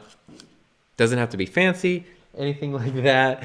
But to be able to go to a restaurant without worrying about germs and gross stuff, without having to wear masks, without having to use just normal hey, here's like the waiter, and then you talk to them, and then there might be someone over there, and you get to just... For me, it's getting to the point where when I see people like in a movie or pictures, like my old roommate sent me a picture of, from, I don't know, 4 years ago when it was like a bunch of girlfriends chilling in the apartment. And my instinct was that we were doing something wrong. Yeah. Because we're not socially distant. We're hanging out. We have no masks on. And it's like, I hate the fact that that's the instinct now. Is there anything from all of this that you like hope does continue whenever like the time passes? Well, I think one thing that I really noticed is just a different approach with like work-life balance. Yeah. Because I think it was almost like it's not that it was unachievable before, but I almost felt like there was this vibe that people were proud that they didn't have a work-life balance because it was so much work. Yeah. And that was like a badge of pride. It's a competition. Like, oh, I'm so tired this week. You think you're tired? I've worked it's this. Like, I came in on Saturday. Look how tired I am. Yeah. Or like, I'm sick. Wow, but I'm what still a great working, contest like, that we all lose. Yeah, exactly. And now it's like, well, we're all home. We're all doing our best. And I loved the I don't know if it's happened yet, but I felt it. Like, it was almost like a renaissance of discovery, of like just reevaluating everything, how you go about life, how you go about work, what really matters, picking up new hobbies. Like, I loved everyone getting into making sourdough. I love that. I thought that was so cool. And like all of the new hobbies that people picked up. I hope that sticks around. Yeah, I agree. And I like one thing, I don't know, I mean, obviously it depends, but if you're somebody who has been working from home, I know for me, it became really crucial to, and luckily, like, I have a very specific contract as a teacher that outlines my like hours, but it's like once hours are done, I just cut it off, because otherwise, like, there is no boundary. It will just go. You can give it as much time as you It'll want. never be finished. Yeah. It could take 24/7, 365. Now I'm doing my home stuff in my same space that I do creative stuff, that I do my own personal projects. Yeah. And like, it literally has to be like, the contract time is over. I am not like, it just leaves my brain. And that's cool, because I've always tried to do that and failed miserably. Still got some work to do on it, but I haven't checked my email or anything all over break. I have no idea what's happening in that inbox. Oh yeah, Amir, that's a good one. That's what I said. Like, just a good old Disneyland day. Yeah, that's so weird. It's crazy because like I used to get into Disneyland free for years in multiple ways, because you had like multiple connections. My roommate, connections. She was the manager at Club 33, so like, I literally lived with her, and then my brother worked for Disney for years also. So between the two of them, I could always go into Disney every time I needed to go. And every year, my program takes at least one trip to Disney for like an educational thing. So there's always like a school Disney trip, which is cool. And then like, I almost got Disneyed out. Yeah. Until I met you, and then you gave me a whole new sense of appreciation for Disneyland. And then now we can't go, and I'm like, oh man, I had it so good. It's crazy. I think it had only been closed 1 or 2 days ever since 1955 when it opened. Been closed for months. Yeah, it's just crazy.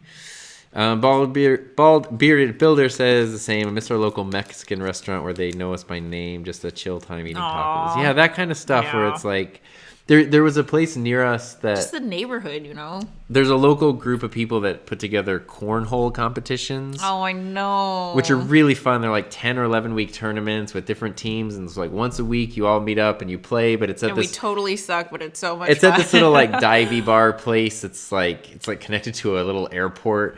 And you go and like you get fries and snacks and like a couple drinks or something and then play. It's just so much fun. And then like obviously all of that is canceled, and then that restaurant, which has been around for like 40 some odd years, went out of business permanently, so it's all just gone. And that, like, it sucks. It really sucks. Ben says he hopes more people get to work from home. I hope that doesn't. I mean, I don't think that will. I don't think you can put that genie back in the bottle, especially if there's companies who are like, this is like, you've been able to operate this whole time without a. Yeah, like, why are we paying for? Yeah, that's your biggest expense. Yeah. Are you kidding? Yeah, I mean, you could literally we'll buy you a computer or something, work from home, and not pay electric bills. Jessica kind of went to the one I was sort of leaning towards. I hope mask wearing when someone is sick continues. Part of the culture in Eastern countries like Japan. Yes. Okay. Can I tell you this thing really quick? Sure. So I can't tell you how much anime I've watched. A lot. In the past couple of months, but I can't remember. I can't even remember which one it was. I think it's the one that I'm watching right now. But it's multiple. One of the kids got sick.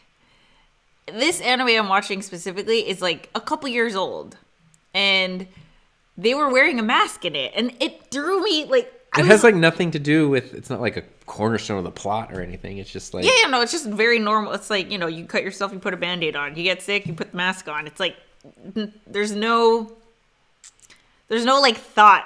When you were playing Persona 5, sometimes when you're walking around, like some of the NPCs walking around have masks on. Yeah, and it's not a big deal. You just do it. But when I saw it. I was like thrown off because I was like, "Is this now? What's happening?" And I was, Anyway, that's funny. I agree, Jessica. That's a great. And Jessica also said, "Ben, jobs could be remote, could stay remote. It opens up opportunities." Yeah, and that's cool too because if not only can you do your job from home, but you don't even need to be like near your company anymore. You have so many more options of where you can live, which also, with things just being insanely expensive in, like metro areas throughout like the US and other places, like the fact that, I could work for a company that's based in San Francisco, but I could live in a different part of the country where I can have a place that I want to live. You know what though? Like for me, I wish I could have had my last job as a remote job because like I can't tell you the most annoying part of it. The part I left was the office politics shit. Yeah. Oops, I cussed. Like I could not stand you haven't even had anything to drink yet. The office gossip and like the water cooler talk and just like I also hate when I have a lot of work to do and you see other people not working. Mm-hmm. Like that bothers me because yeah, of course it does. It just bothers me. Not that we were working on completely different things, but like not only did they take an extra lunch, not only did they show in late, not only are they going to leave early, it's also in the middle of the day and they're not working, And I was just like, oh, this is like we're supposed to be a team, like let's all work together. Right. And it just would have been cool to not just be a part of that. Out. Yeah. Yeah. Yeah, I agree. Scott Production says, I have to find a separate space for work or I struggle to stay focused. Yeah. You got to have a space. You got to have a space for some kind of boundaries. We change the lighting. It's work time. You have work lighting and fun time you have free lighting. Muhammad Ali said, do you guys know about the hidden stuff there at Disneyland? I'm sure there's stuff we don't know about, but like what? That's like I'm not a Disney fanatic in that like let me put Mickey Mouse stickers all over the car and like watch every Disney movie ever. It's really like Disneyland, the history of Disneyland. Love it. And I just I have so many memories because I started going there so young and went so often, but not enough where it was like enough where it was still special, but also enough where it was like familiar with things. Need a map. And you now knew where everything was. Yeah, and you can really see when things changed, and you look back at old history, and you can see little bits and pieces of it here and there, and it's just it's way cool. Yesterday I am subscribed to the Disneyland subreddit.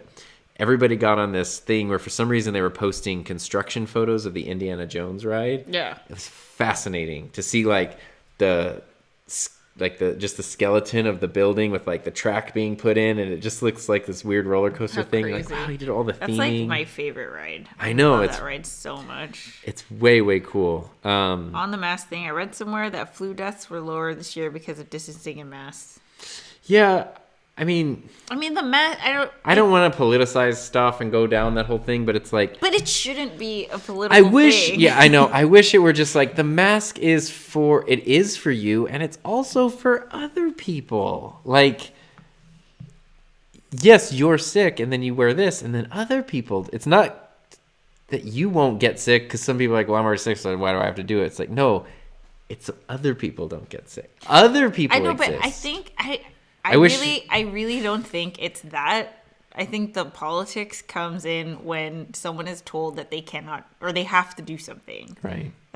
Who cares? Well, this is what Ben said here. He said in Central Texas he had an argument with a neighbor because he thinks the masks are a government conspiracy to control people. And see, that's where I'm just like, okay, so what's the conspiracy in like Japan then, where they wear masks and they have been for years when someone is sick, like.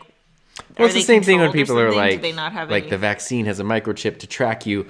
I heard about it on my smartphone on Facebook. And you're like, if you want to talk about something that's tracking you at all times. I mean, I can't. Anyway. Yeah. I still want to talk to a flat earther. I still want one of my guests on my future interview show to be a flat earther. Because I won't judge you. I just want to understand. Question 1. So, like, why? No, like, I just want to hear, like, I'm so curious. I have questions. We got more questions. See, this is you want to talk about, we're not even on my channel, and people are like, why aren't you using the pod mic? It's just because we're in a different location, and the Yeti is one plug. Yeah, we're in our kitchen. USB mic, simple. Yeti sounds great. I still love it.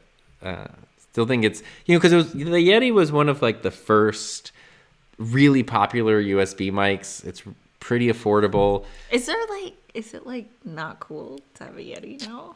I mean, no, it's just what happened, I think, was that so many people had them, it became like the ASMR, the YouTube, the streaming mic, and then, and then there's other options that are more specialized, that are higher quality, that have, and then I think it was just kind of like, it's just sort of like, well, of course, if you don't know what you're doing, you can get the Yeti, but then I know I'm doing, so I'm going to get this over here. But it's like the Yeti, every time I use it, I'm always like, it is so easy and it sounds so good. Yeah, you just plug it in, yo. Heather always uses it. If you hear voiceovers in her videos, she's using the Yeti.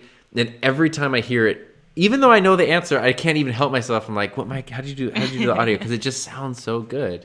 Maybe it's your voice too. Like, I know your voice. I love your voice on the pod mic. It sounds so nice. Like, you just have a good microphone voice. I love the sound of your voice, babe, too. And then you're going to do an ASMR on the Yeti. Mohammed said, the culture in Western countries is to be too independent. Yeah. People don't care, and it's kind of sad. I am so curious. Okay, so, babe. Yes. Relationship goal. And you want to live somewhere else. I want to live abroad for like 6 months. We don't gotta get rid of the house or anything. I know we talked about money. It's the logistics behind that. You don't have to do it. Just close your eyes. I'll take care of it. Sure. I want to live in a Northern European country. Aww. This is the compromise. We'll do it. Okay. How about 6 months in Japan and 6 months in Croatia? I don't want to live in Croatia. I know that's my homeland. Yeah, those it's are hot people. Though. Well, go when it's not hot. What are you talking about? But I love the idea of living somewhere where it's more communal and like. That is something, and I don't know, like something that's always struck me when I've traveled elsewhere, which like you've traveled a lot more than me, but it doesn't matter if it's like Canada, Mexico, or like when I went to Iceland, Switzerland, stuff like that. It seems like. Even when I talk to Peter, like my YouTube friend who lives in Sweden, they always say we. Yeah. We start school at this. Mm-hmm. We learn this at school. We do that. Like we have this here. We don't do it this way. And it's so interesting because I know like sometimes that we'll do that. We will do that here. But it's so America is really like 50 different countries or maybe like 38 different countries or something smashed into one group. But when you go to somewhere like Iceland where it's like you're one country and everybody kind of has like your school experience is relatively the same because it's like universal across the country. We do this, we did this. We gotta change the colors. I think that's it's in military time. I was like, what is 2030? Why did our timer app just like crashed and won't let me set. Well, we don't need any more time. We need the most important one. Yeah, the 9. Okay, yeah. Okay. Oh no, we don't need that one because we have it on here. But I'm gonna put it here just because actually. You should set it earlier. Yes, 8:55. Cool. Okay. Now I had the thought of just doing the rainbow. You're gonna do the rainbow? Well, I like multicolored part. Okay, cool. Let's do it. Yeah, because this is the last leg here. Okay. I've been 100% remote for nearly 20 years, but one downside to massive remote work is all the support roles that won't be necessary. Yeah. Mask wearing is more about protecting others from you versus the other way around, but sigh. Don't push this button. What do you want to do? It's the same with masks. Wear masks. Now what? Here do you mind? I think we can cycle it. Oh, that looks cool. Yeah. Ooh, yeah, I like it. It's not flashing. It's just like a gentle cycle. I like listening to Flat Earth and Mark of the Beast stuff. Hard to believe, but interesting. I just like, I try really hard not to judge. Like the problem when I start to get judgy is if the person is being judgy. Because then it's hard. Like if you're gonna, I just want to understand people. I'm always very curious and I love meeting new people. And if someone is like super passionate about this subject that like is totally insane, You're definitely just like attracted to passion and people who are enthusiastic about things. Yeah, because it's so different from my story. And I just, I'm just so curious. I don't know. I lived in Amsterdam for a year and a half and it was an amazing experience. You should do it. Tom is like, the idea of living abroad is something Tom will never be able to wrap his head around. It's not that I won't want to do that. It's just the like... What? Logistics? It's so logistics. You're putting logistics. Logistics? Yes. You want me to write logistics? That is what I want you to write, yes. Let's see. Big 2020 win. I randomly learned that I'm actually an Irish citizen. Mom was born in Ireland. I had no idea. Just got all my paperwork together and sent off for... That's crazy. Full-on citizen. That's awesome. How awesome. That's a neat surprise. I know. I wish Ron were here to hear that. I like this. Oh, this is cool. Vibe. Whoa. You know what's cool is I have a thing on the camera where we're actually using like this super wide thing that's even like vignetted. Look how wide this is. It's ridiculous looking. But then I zoomed in to frame But you zoomed in. Oops. Whoa. Oops, there we go. You're going to make go. people sick. I don't know who our camera operator is. I'm sorry. There we go. That's good. We got some vignetting happening. I just need to reframe. Sorry. Boop. There Sorry, we go. Guys. No, we got a little black on the side there. There we go. So, we've got... I'm going to crack open that cider. Oh, man. So, what's a goal that we have as a couple for next year? That's a good one. Do we have a goal? Do we want to do I something? mean, so much. It is crazy because so much of our thing was like, we like literally like planned our engagement in a way. So that was a big goal. And then we got engaged, and obviously then getting married is a goal, and the wedding changed 10 times. And then we got married, and like, what is the next goal? Yeah. As a couple, like I know we have lots of goals. I don't know. I mean, I don't know. I'm open to a goal. I want to say the thing that I appreciate is that we actively work together to grow and improve and better understand each other, and that those are just little incremental like baby steps that happen continuously, like on a daily basis. Yes. And I mean, I would love that just continues. Of course. I know that's kind of a given, but that's one of those things where it's literally like just little step, and then you go and look away, and you're like, oh my God, we came that far. Yeah. But you don't realize it in the process. It's probably not like the most like sexy answer, but it's my answer. Do you have a thing that would be a good couple goal? I kind of want to grow the mastermind. It's like a couple business. But it's a couple thing. I don't know. It's a thing that we do together. It is. Yes, it is a thing that we do. I want to get more people in it. I want to make it better. Yeah. I think it'll be cool. Our mastermind is, I know the sound now, You've been here for an hour and a half. Now it's time for the sales pitch. No. The mastermind is way fun, despite what IB Jammin says. IB Jammin. Yeah, the mastermind is cool because it's the coaching element, which is we both love. Yeah. But it throws in the group experience of other people's expertise, and it doesn't matter. Like, you don't need to be sitting at the top to have expertise and to have stuff that's worth sharing. Mm-hmm. And then everyone has skin in the game because obviously there's a price. Yeah, and it's like it just weeds out everyone who's like sub for sub, like that. Yeah, that the kind sub of for sub. Are you kidding? Stuff. Yeah, exactly. Yeah. So it's a really good group of people that are all like-minded. So you could go to ytmastermind.com. Yeah. Link in the description. Link in the description. Use promo code New Year's for 0% off. Yeah. But I seriously want to grow it though. Yeah, I would love that. Cool. I would love to. We've talked about this at some point. I don't know the logistics behind it, but having 2 levels of the mastermind, like the starting level and the like up and running level. Yeah. Because the conversations, there's a lot that's similar. Like if you have a YouTube channel and you have 5 subscribers, there's a lot that you're dealing with that somebody with 500,000 is also dealing. Like there's so much that's similar. There is overlap, yeah. But also if you're just starting out and you're wrapping your head around how the thing works, and somebody else is kind of like, regardless of like channel size, but they're just kind of been doing it for a while. They're like the needs, the questions, the struggles are different. Mm-hmm. And even this the perspective of like, okay, now I've been doing it for a year or 2 years. Now what? Like that. There's so many other. Yeah. So I would kind of love to have a 2-level thing. And I don't know if like people would choose, or if it would sort of be like when they join the mastermind, they sort of like give us their info and we place them. I think it's take a survey and we can do like a 15-minute chat and then place them Heather, where I think they would be. If you've been around for a while, you've heard of Heather talking about her accelerator program, her 12-month program that she's in.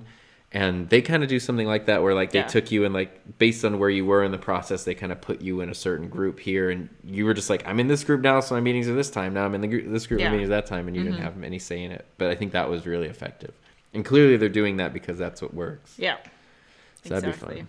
Mm-hmm. That would be way fun. That'd be cool. So those, I'm really fascinated by those. I mean, I'm fascinated by any and all YouTube discussions, but I'm really fascinated by like the sustainability aspect of it. You know, once you've overcome the hurdle to get going, and now it's like, now what? Yeah, that is fascinating because it's ongoing. Like I mean, I think back to, you 2 years ago, a year ago, even now, the things that you're. It's different for everyone, but there's such overlap, and I think there's just such insight from, regardless of how different your channels might be. It's just like seeing, it's like, if you have a job and then you go see somebody else who has your same job and you watch them do it and they're good at it, you'll learn something like, oh, they do their thing that way. Like, that's, exactly. I love that. Mm-hmm. Ben loves the colors. I do too. Very festive. And Dominic said 0% sounds like steel.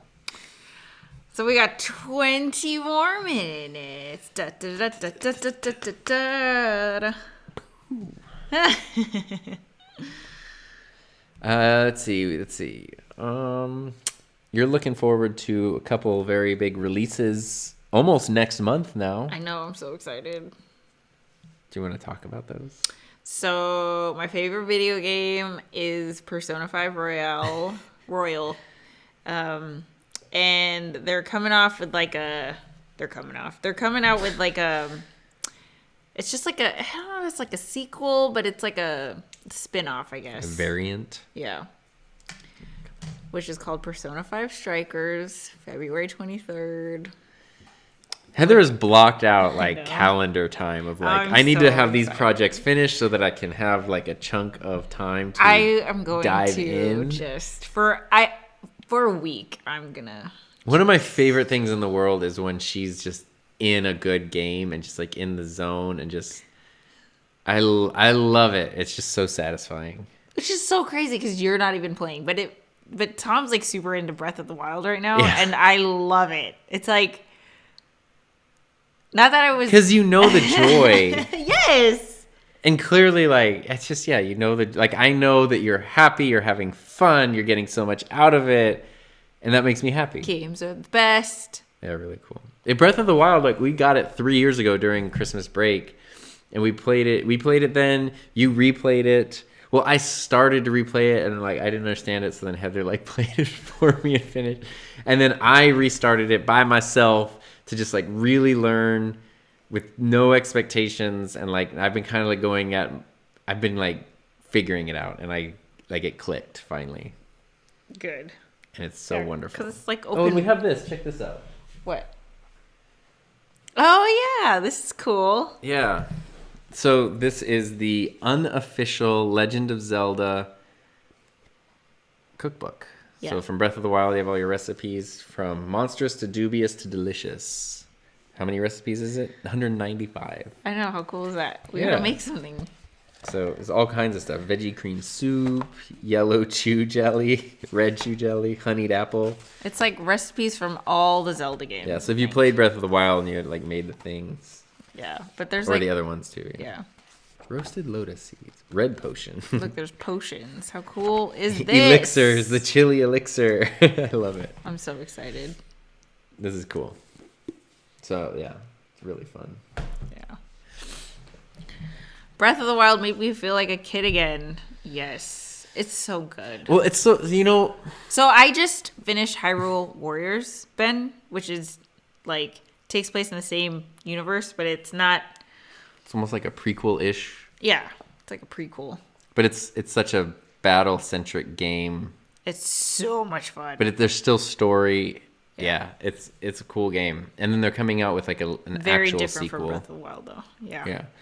But it's funny because some of the sounds and things are the same. It was all the same. Yeah. It's just a different like spin. It's more like battle focused.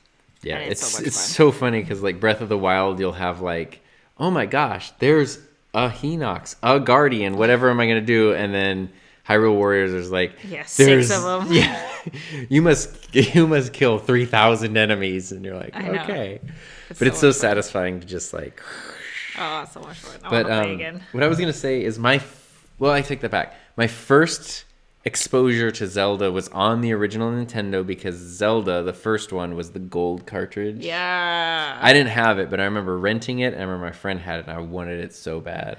I know. I can't imagine like how cool that was as a kid. Because it's just like this mythical thing. It's not like you go on the internet and read about it or talk to them. It's just like, I heard there's a gold game. It's just like rumor, playground stuff, especially like when you're like marketing. 7, because you don't understand. Yeah. There's something different from the rest. Yeah. And then Easter Sunday of 1995, I had saved up money and I bought my first Game Boy. I was like 9 or 10 years old. And I'd saved up like a bunch of money, my birthday, Christmas money, carried over. And I bought a Game Boy. It was like the original Game Boy. And I remember I bought it at Kmart. Yeah, Kmart. And then we went out to our Easter lunch at the Sizzler.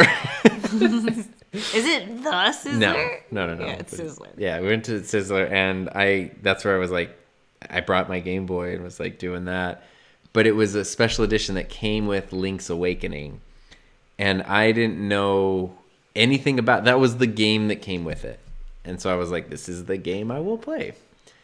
And I think now I have played through that game fully like 10 times. Wow. Most recently when it came out on the Switch, I immediately bought it and replayed it. It was just funny because it's in like an alternate-ish universe. Like it's not even, you're not even playing as Link. Like, well, no, you are playing as Link, but he's dreaming. So like Zelda's not in it. Yeah, it's kind of. Yeah, like it's a strange thing. There's weird crossovers with like the Mario universe because it's Dream World. I love that game though. And that was where I was like, that was the first game I played that had like a story I paid attention to that like made me feel something. Those are the only kind of. And that's just on the old school little Game Boy. You know, it had the light over it so you could see the screen. Oh my god! Yeah. Great times, by the way.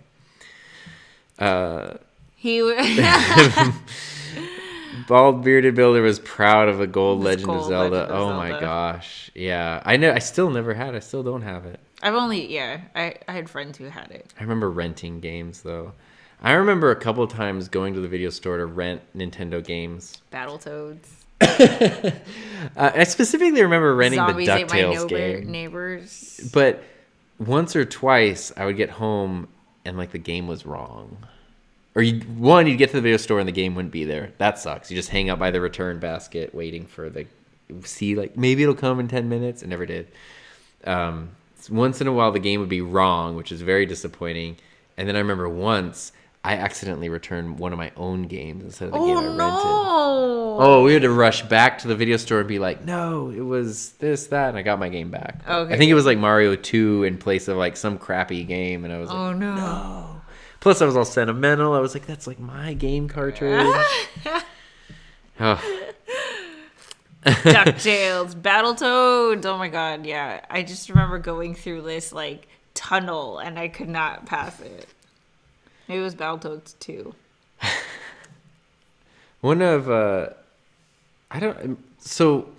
One thing my dad used to do, he used to be a mailman, and as a mailman, he would just encounter, you're going around a community and you're just meeting characters, not unlike in a game. And you see them constantly, so you sort of build these relationships. And because of that, he would often return home with just like weird Stories. collections of things, actually. Oh. A lot of it would be he would get damaged books from the public library. So if the page was missing or a dog had chewed it up or whatever, they couldn't use it anymore. They give a big stack, you take them, dump home books to me. That's where there was a Titanic book that I got, and I first learned about the Titanic. Weird, that's cool. And some of the books were weird old books and like whatever. But once he came back with a shoebox that was literally full of Nintendo cartridges. Some didn't work. It was just the most random assortment of Nintendo games ever. A couple years after I got my system, it totally smelled like smoke and stuff. It was like really gross. And the games were like, some were kind of grimy, but I like cleaned them up and some of them would work. And it was like, some of them would be amazing. Like, I think Castlevania was there. That was really fun. There was like this cool basketball game. Some games were just totally terrible where you're like, how is this even a game? Like, this isn't even, you don't even do anything.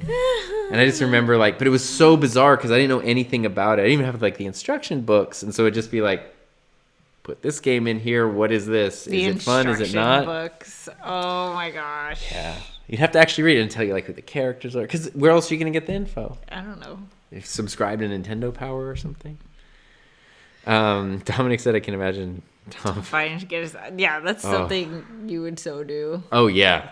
Oh, yeah. You have no idea. You do have an idea. I got an SNES when I was 5, and a part went missing when the first couple years of the screen wouldn't show, but that really kickstarted my love for games with Super Mario All-Stars and Mega Man X. Super Mario That was All-Stars. your console. Yes. Chrono Yes, Trigger SNES. is still my favorite game. You just said Persona was your favorite game. Well, of all time. Okay. And then Persona 5 is like in recent time as an adult. Oh, Jessica said have that basketball game. Is Also. Super Mario All-Stars, is that the RPG? Because that's like my second I think it's favorite just game. Super Mario RPG. Yeah. I think it's literally called that. RPG. Castlevania is great. I love Contra. We just did Contra on the Switch like emulator. Yeah. And Punch Out, of course. Excite Paperboy. Excite Bike. Oh, Paperboy. Yes. And Excite Bike. I remember my cousin one year for Christmas. They came out with not the Game Boy Color, but like colored Game Boys, like a green one. Right. And he got the green one. And he just went nuts and got like the crazy, every accessory for it. I remember he had a Home Alone game. And it had like Home Alone music. And I was just like, I just wanted to play that game so bad. But like I never got to play it. I'm sorry. I should get it now. I bought my Game Boy. I still have it, but like it's a little funky. It went through some hard times, and it's like it will still turn on and play like the screens. I could probably fix it. I should fix it. I should restore it. But anyway, I went on eBay a couple years ago and just like you can just get like a very nicely restored Game Boy for like $40, and it's great. This is a new YouTube channel. Oh god, yeah, that's what it was all there. Oh, here's Ben. First of all, it's okay to have more than one favorite game.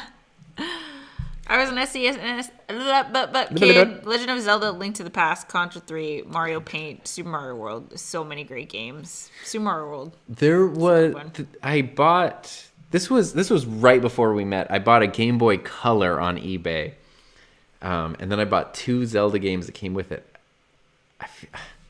I can't remember. It was like they're like companion games. Like I feel like one. It couldn't be Link to the Past. Oh, it's like 4 seasons. Not 4 seasons, but like. One of them has to do with the seasons, and one of them has to do with time. And so, like, your power in one is that you can control the seasons. Your power in the other is that you kind of, like, jump through time in a place. But it's the same setting, and, like, the games are connected. And I got really into it. It was really cool because you kind of have to go, like, this game will give you a code that you need to tell someone the other game. Oh, really? That's cool. Yeah, it's really cool. And then I think I met you and stopped playing. Jessica played the Home Alone game because her cousin had Kevin's face in the game. Well, I remember that was where like the cover on the box would be like literally Macaulay Culkin from The Thing, and you're like, oh, these graphics are gonna be so good, and then you go there, it's just like the 8-bit sprites. Contra, up, down, left, right. Is that the Konami code? Yes. The Konami code saved me in so many games. I remember just being able to do codes. I don't think I ever did the Konami code for anything, but I remember in Doom there was a code, like old school Doom, on the computer to get like infinite life or whatever. I remember GoldenEye was so interesting because you could just like, they didn't even hide the cheats. It was like a menu option. You could just turn them on or off. Yeah. Slappers only. Paintball mode. DK mode. Oh, man.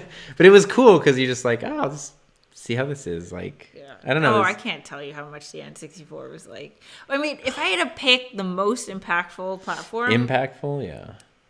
Was probably the PS2. PS2? Yeah. I still have mine's in the room over there. Mine, I mean, maybe the PlayStation. The NES was the first PS2, games I played, other than like the old Game & Watches. But so that's really up there. But the N64 was like, because I was like 11 when that came out. N64. I mean, that's like probably in terms of groundbreaking, revolutionary. Yeah, are you kidding? You know what? I think I told this story once, but I of course really wanted an N64, and the ways that I would earn money when I was like 10 or 11 is I would do a lot of yard work and like, you know, get like $5 or something to like weed a yard and save it. But it's very hard to save up hundreds and hundreds of dollars. And then I would always just collect change if I just saw change on the ground, whatever. And I remember like one day I just gone nuts and I was counting my hordes of like coins and rolling them up and stuff. And I had not enough money for an N64. But I did have enough money for a Sega Saturn. So you got the Sega so Saturn? I had a Sega Saturn. And I never had anything other than the 3 games that came with it, which was like Virtua Cop and 2 other games. And I always felt like, I don't know anything about the Sega Saturn because I don't know what its legacy was. It was fun and it was cool. I really liked the controller. The graphics were way better than anything I'd ever had. But I just remember like not having the N64 until I did get the N64. And I loved it. Sega Saturn. But Sega Saturn, like, I don't know anyone else that had a Sega, which is because you want to talk to people about games, and everyone had the N64, and I was like, I got like a Sega Saturn. Like, you're the person that bought one. Super Mario All Stars was a collection of the first 4 or 5 Mario games. That's right.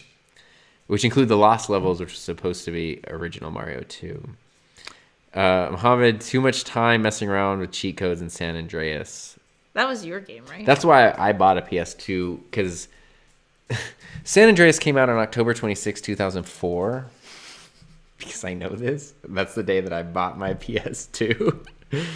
Which is funny because that's also why I bought an Xbox 360, was for GTA 5 when that came out. Bald Bearded Builder. Most impactful console was the NES. My mom and I would compete for the highest score in Super Mario. That was really cute. I remember having a little notepad on top of the TV. That's awesome because there's no save too. You just have to start over. Yeah. Oh, we got 5 minutes. This is our 5-minute countdown. Pour it up. Okay. Okay, we're gonna bust out the sparkling cider. Dog's barking. That went by fast. We're having Is fun. it 2 hours already? Wow. Time flies. All right, guys. So get your beverage. We got Martinelli's. Up in here. Let's here we are. Get crazy. Do-do-do-do. All right. So you want to open it? Sure.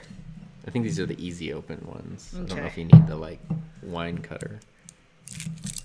Reggie said his first console was the Atari 2600 and then got an remember Apple the II. Atari. Don't tell me about your 8-bit graphics. My first computer I ever used was the Apple II. And I know like Oregon Trail is the classic, you know, green and black screen game, which I definitely played. But there were also like these weird like vocabulary twist? builder games. Do you guys know? I'm scared to hurt myself. Or is it a thing? Well, we can just do the thing. But the big thing with the Apple II, I remember at my school was, you know, because you had the computer and then the floppy drive was off to the side. When you were in 3rd grade and under, you couldn't touch that. Like, you would get in so much trouble. But when you were in 4th grade, you started to learn how to put the discs in yourself, which was like a very big deal to get to touch well, not touch it, but yeah. Anyway. I don't know if that's because I'm old or my school was underfunded, but that was sort of thing. It's not the thing. That's to cut the thing. I'm trying to think of what else. I had a Tandy computer. I mean, PC games. Oh, yeah. Titanic, A Voyage Lost in Time. How much you want? I don't know, normal amount? I mean, glub. Yeah, that's good. That looks pretty. Yay! I love cider. Would you ever do, well, actually, God, oh my God. Let me tell you just what happened in my head right now. I was like, would you Dang. ever do the Times Square New Year's Eve? You know, I don't even know what's happening in Times I Square don't, is right there now. a ball drop happening? Just an empty, just a sad ball by itself. I know. No, there's no way they could be dropping a ball because then everyone would go. I don't know. I mean, unless they just have police or something out. I don't know. Are we not allowed to sip until the time? Oh, It but Reggie smells said so his good. first turning point was the PlayStation 1. Yeah.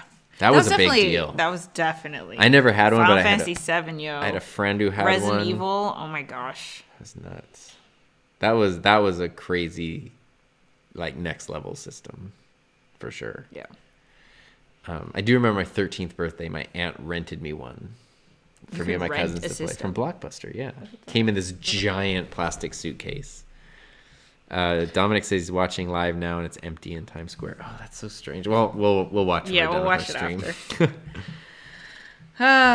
Well, let's Got a do minute. the a minute do and the a half. good juju and the good vibes and like Here, making the countdown timer bigger. all And we'll put the it- good wishes to everybody. Oh wait, I don't want to cover up the. Happiness, health, prosperity, success. Mental and physical well-being. Yes, all the things. We wish all these Kindness things and for you guys. compassion. Yeah. Vibes.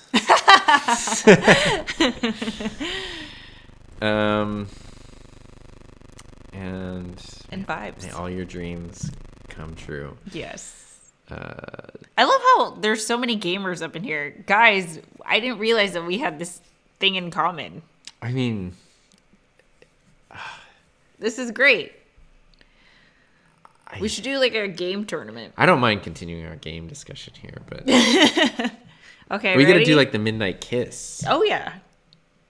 What? Of course. She's like, oh yeah, okay. Well, I'm gonna turn the camera off for this one. Oh my god. Okay, we got, well, at least on our clock, which should be fairly accurate, we got 15 seconds. 14. 10. And we're probably 9. late because there's a lot. 8, 7, 6, 5, 4, 3, 2, 1. Happy New Year! Ding. Oh, so good. Oh, this is great. Martinelli's. Yay! Happy New Year! Do, do, do, do, do. We did it! Yay! First air horns of the new year. Yay! Happy New Year, everyone! Yay! Happy New Year. I don't want to get a copyright strike. Oh, yeah. Yay! Yay! Okay, this is so good. This is delicious. I don't know why we haven't been doing this. We tried to do it last year, but they were sold out because we went at like 7 p.m. to go buy some. Oh, so good. Happy New Year's! Happy New Year's! Well, guys, this was fun. I'm glad we got to spend New Year's with you. This is Tom's always really fun. gonna try to stay up till I don't know. Maybe I will too. I don't think we're gonna have a choice because I think our neighbors are gonna make us stay. At least one of us up. I just hate it when the dog is. We'll give him his calming chews, but sometimes like, which is so strange because he did not care about fireworks until like 2 years ago. I don't know. I don't know what happened when he turned like 3 or something, and it was 3 or 4, and it just became firework crazy. But anyway, like thanks Reggie for saying it's like 4 p.m. I know, he's like, welcome to 2021. In our time zone, it's still 9 p.m. Yeah, so. it's still 9 o'clock. I also here. do my Animal Crossing New Year. But anyway, seriously though, we're so happy that you're part of this community. Thanks for. This is a huge highlight of 2020 definitely, for sure. Like, man, if I can tell ourselves when we were starting Couples Table, like, yeah, hey, you're gonna go to community, you're gonna have so much fun. Like, it's been so great. So thanks for being here. I want to do just a game talk episode. Yeah, we should talk games. Let's do this. I mean, you guys don't know, but probably out of all of you guys, all of us here, I'm probably the biggest gamer.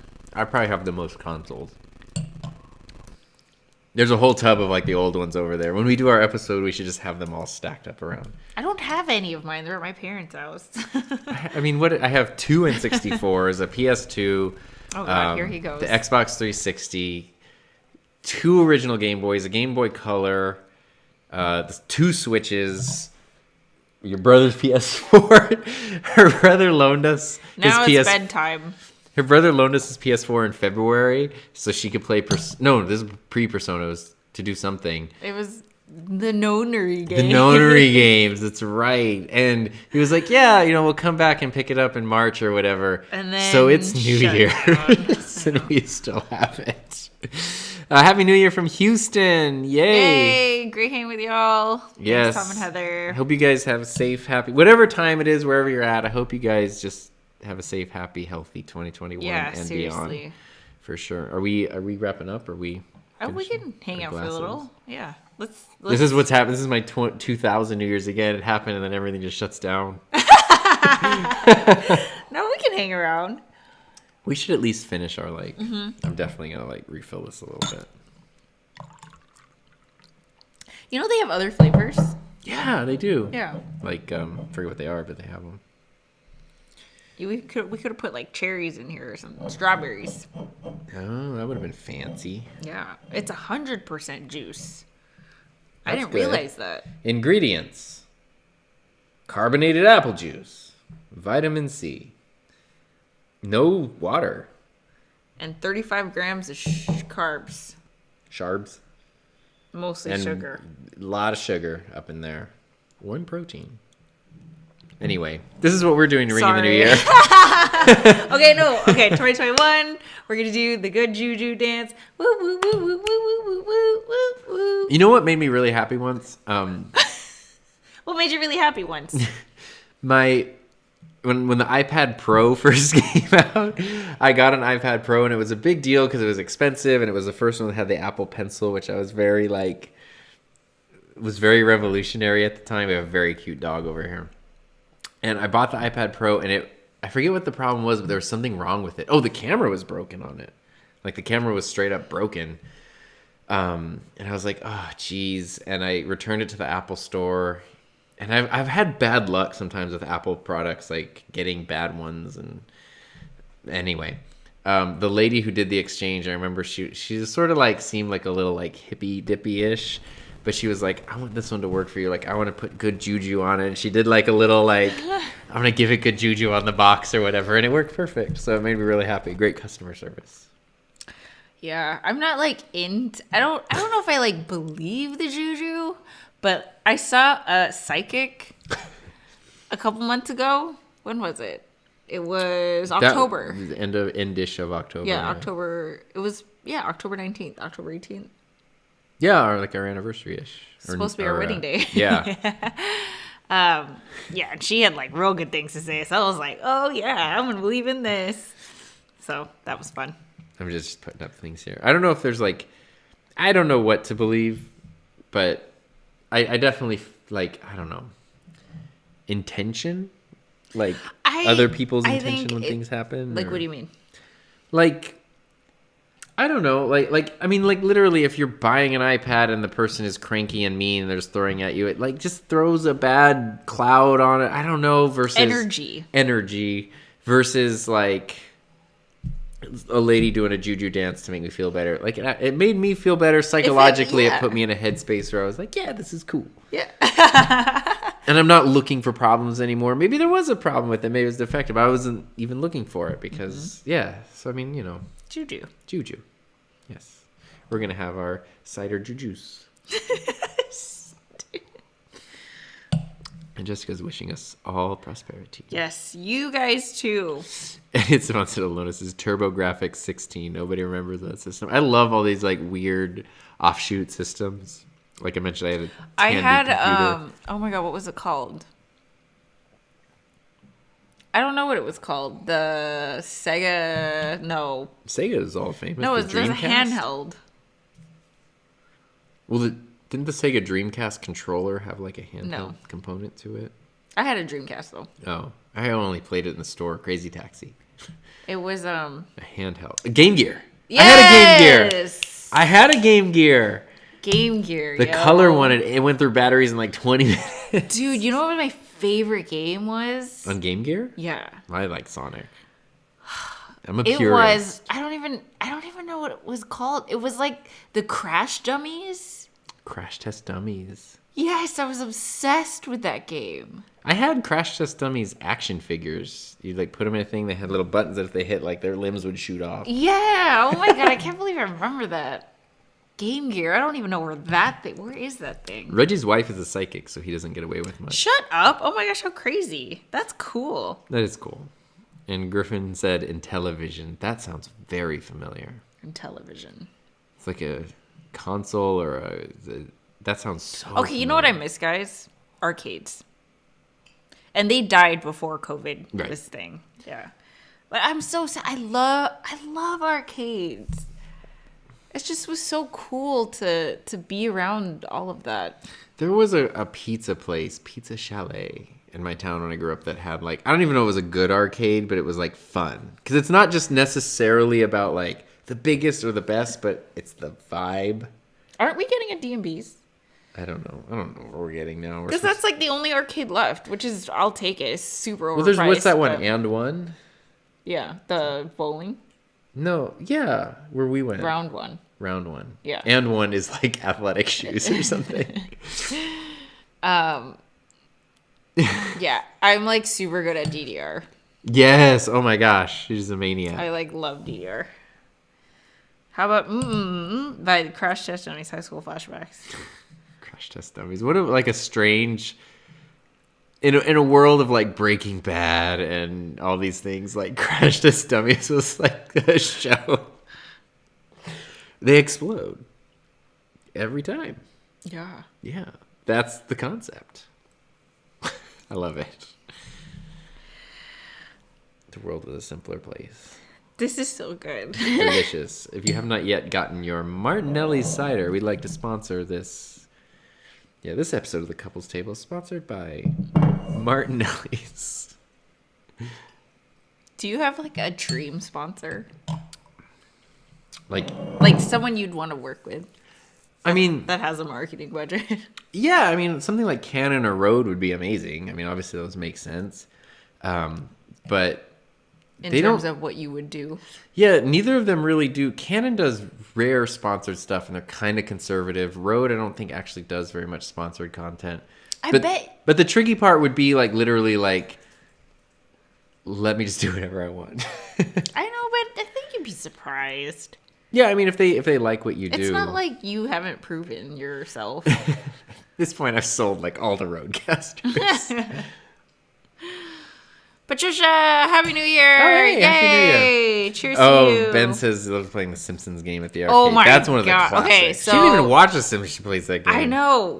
Who did you guys all play? Did we all have characters that were like our faves? I was just confused because I was always trying to align the universe of the game with the show, and I was like, it doesn't really make sense. And it didn't. Oh, and Ben said the Ninja Turtles game. Yes. Oh my gosh. I love that. Was a satisfying game to like switch their weapons and stuff. Yeah. Oh, Happy New Year! Happy New Year! Cheers! Oh, that was a good clink. That was a good clink. These are like IKEA wine glasses, so the clink isn't necessarily like crystal. We have a dog that's hiding in the curtains. Here, I'll go take him out. Okay. I'll be back. Well, then we'll wrap up here. Oh, there they go. See, this is why it's nice to do this in the kitchen sometimes, because when we're in my studio, it's like we're sort of isolated. But here we can get like stuff from the fridge. The door is right there. It's really nice. We have a little more room. The background actually looks cool. Digging this. I actually, if you want to know sponsored things, the light that's on the table that's flashing is a Nan light Pavo tube, and it's not a sponsored thing, but they offered to like send me a ton of lights just to sort of have fun with, and I'm real excited about that. And literally I had to sign an agreement. You guys see this? I actually don't know. Oh yeah, it looks like a lightsaber, but like some of the legit terms were just literally like, what are you going to do with this? Have fun. They're so cool to work with, so I'm excited for that. Bald Bearded Builder went to check out the Rode PSA 1 on Amazon, went back about 8 hours later, and they were gone. Happy affiliate proceeds. I have a video coming out next week that's all about the $100 boom arms, like head-to-head, because I did that video where it was like expensive boom arm versus the cheapest one, but everybody in the comments for that was like, well, what about like the Blue Compass and another, like, if you're going to spend $100 on something, how does the Rode compare to that? Spoiler, Rode is still my favorite by far, but there's some other cool options out there for sure. So next Thursday, 5:15 a.m. Pacific time. What's your next video? Boom versus boom. No, it's Battle of the Booms. That's cute. I know. I was so happy when I thought of it. I don't know if it'll like rank well. All my videos have been doing terribly lately. So you guys you have the sneak peek inside knowledge of what your next video is going to be. It's going to be that, and then there's going to be an Adobe Audition tutorial, and there's going to be a lens review, and then another Adobe Audition tutorial, and then a light review. Because you know who is like really good at planning and batch recording and scheduling his content? Well, some of those aren't made yet, but boop boop boop boop boop boop. I accidentally did a thing where I did make 3 Adobe Audition videos, and then I was like, oh, I don't want to do 3 audition videos in a row because then I'll be like an audition channel, which I don't want to be. I want it to be part of it. So then I'm like, I need to sprinkle in an audition video, another video, audition, other. So I need to make the other videos to go in between them. But I just make my videos on like what I think is interesting at the time. And I've been so into audition, I just made a bunch of audition videos. I'm like so excited for my upcoming Canva tutorials that I'm going to do. Oh, she couldn't even sleep last night. She's so excited about like, she's like, I have an idea of how to use green screen in Canva. I can't wait to make it. That's going to be like the first video I make. You can't wait. Oh. Let's see. B&H has one on the way to me. Don't worry about affiliate stuff. And B&H has an affiliate program that I am a part of, and it's so confusing. The beauty of Amazon is... it's a link. Yeah, you log into your affiliate account. You either just search for the product, or you can find the link on your own, put it there, you get the link, and it's done. Yeah. All the other ones are like B&H has this weird thing where it's like, find the product and add it to your bucket and put the bucket in the thing here, and the interface looks like it's from 2002, and I'm just like, how do I even put this somewhere? I know everyone does it because everyone has B&H links, and half my stuff would make sense to do through B&H, and I buy half my stuff through B&H, or like B&H, Adorama, and Sweetwater, and Amazon, of course. Get packages every day. Benny, do you need a calming chew? You okay, Ben?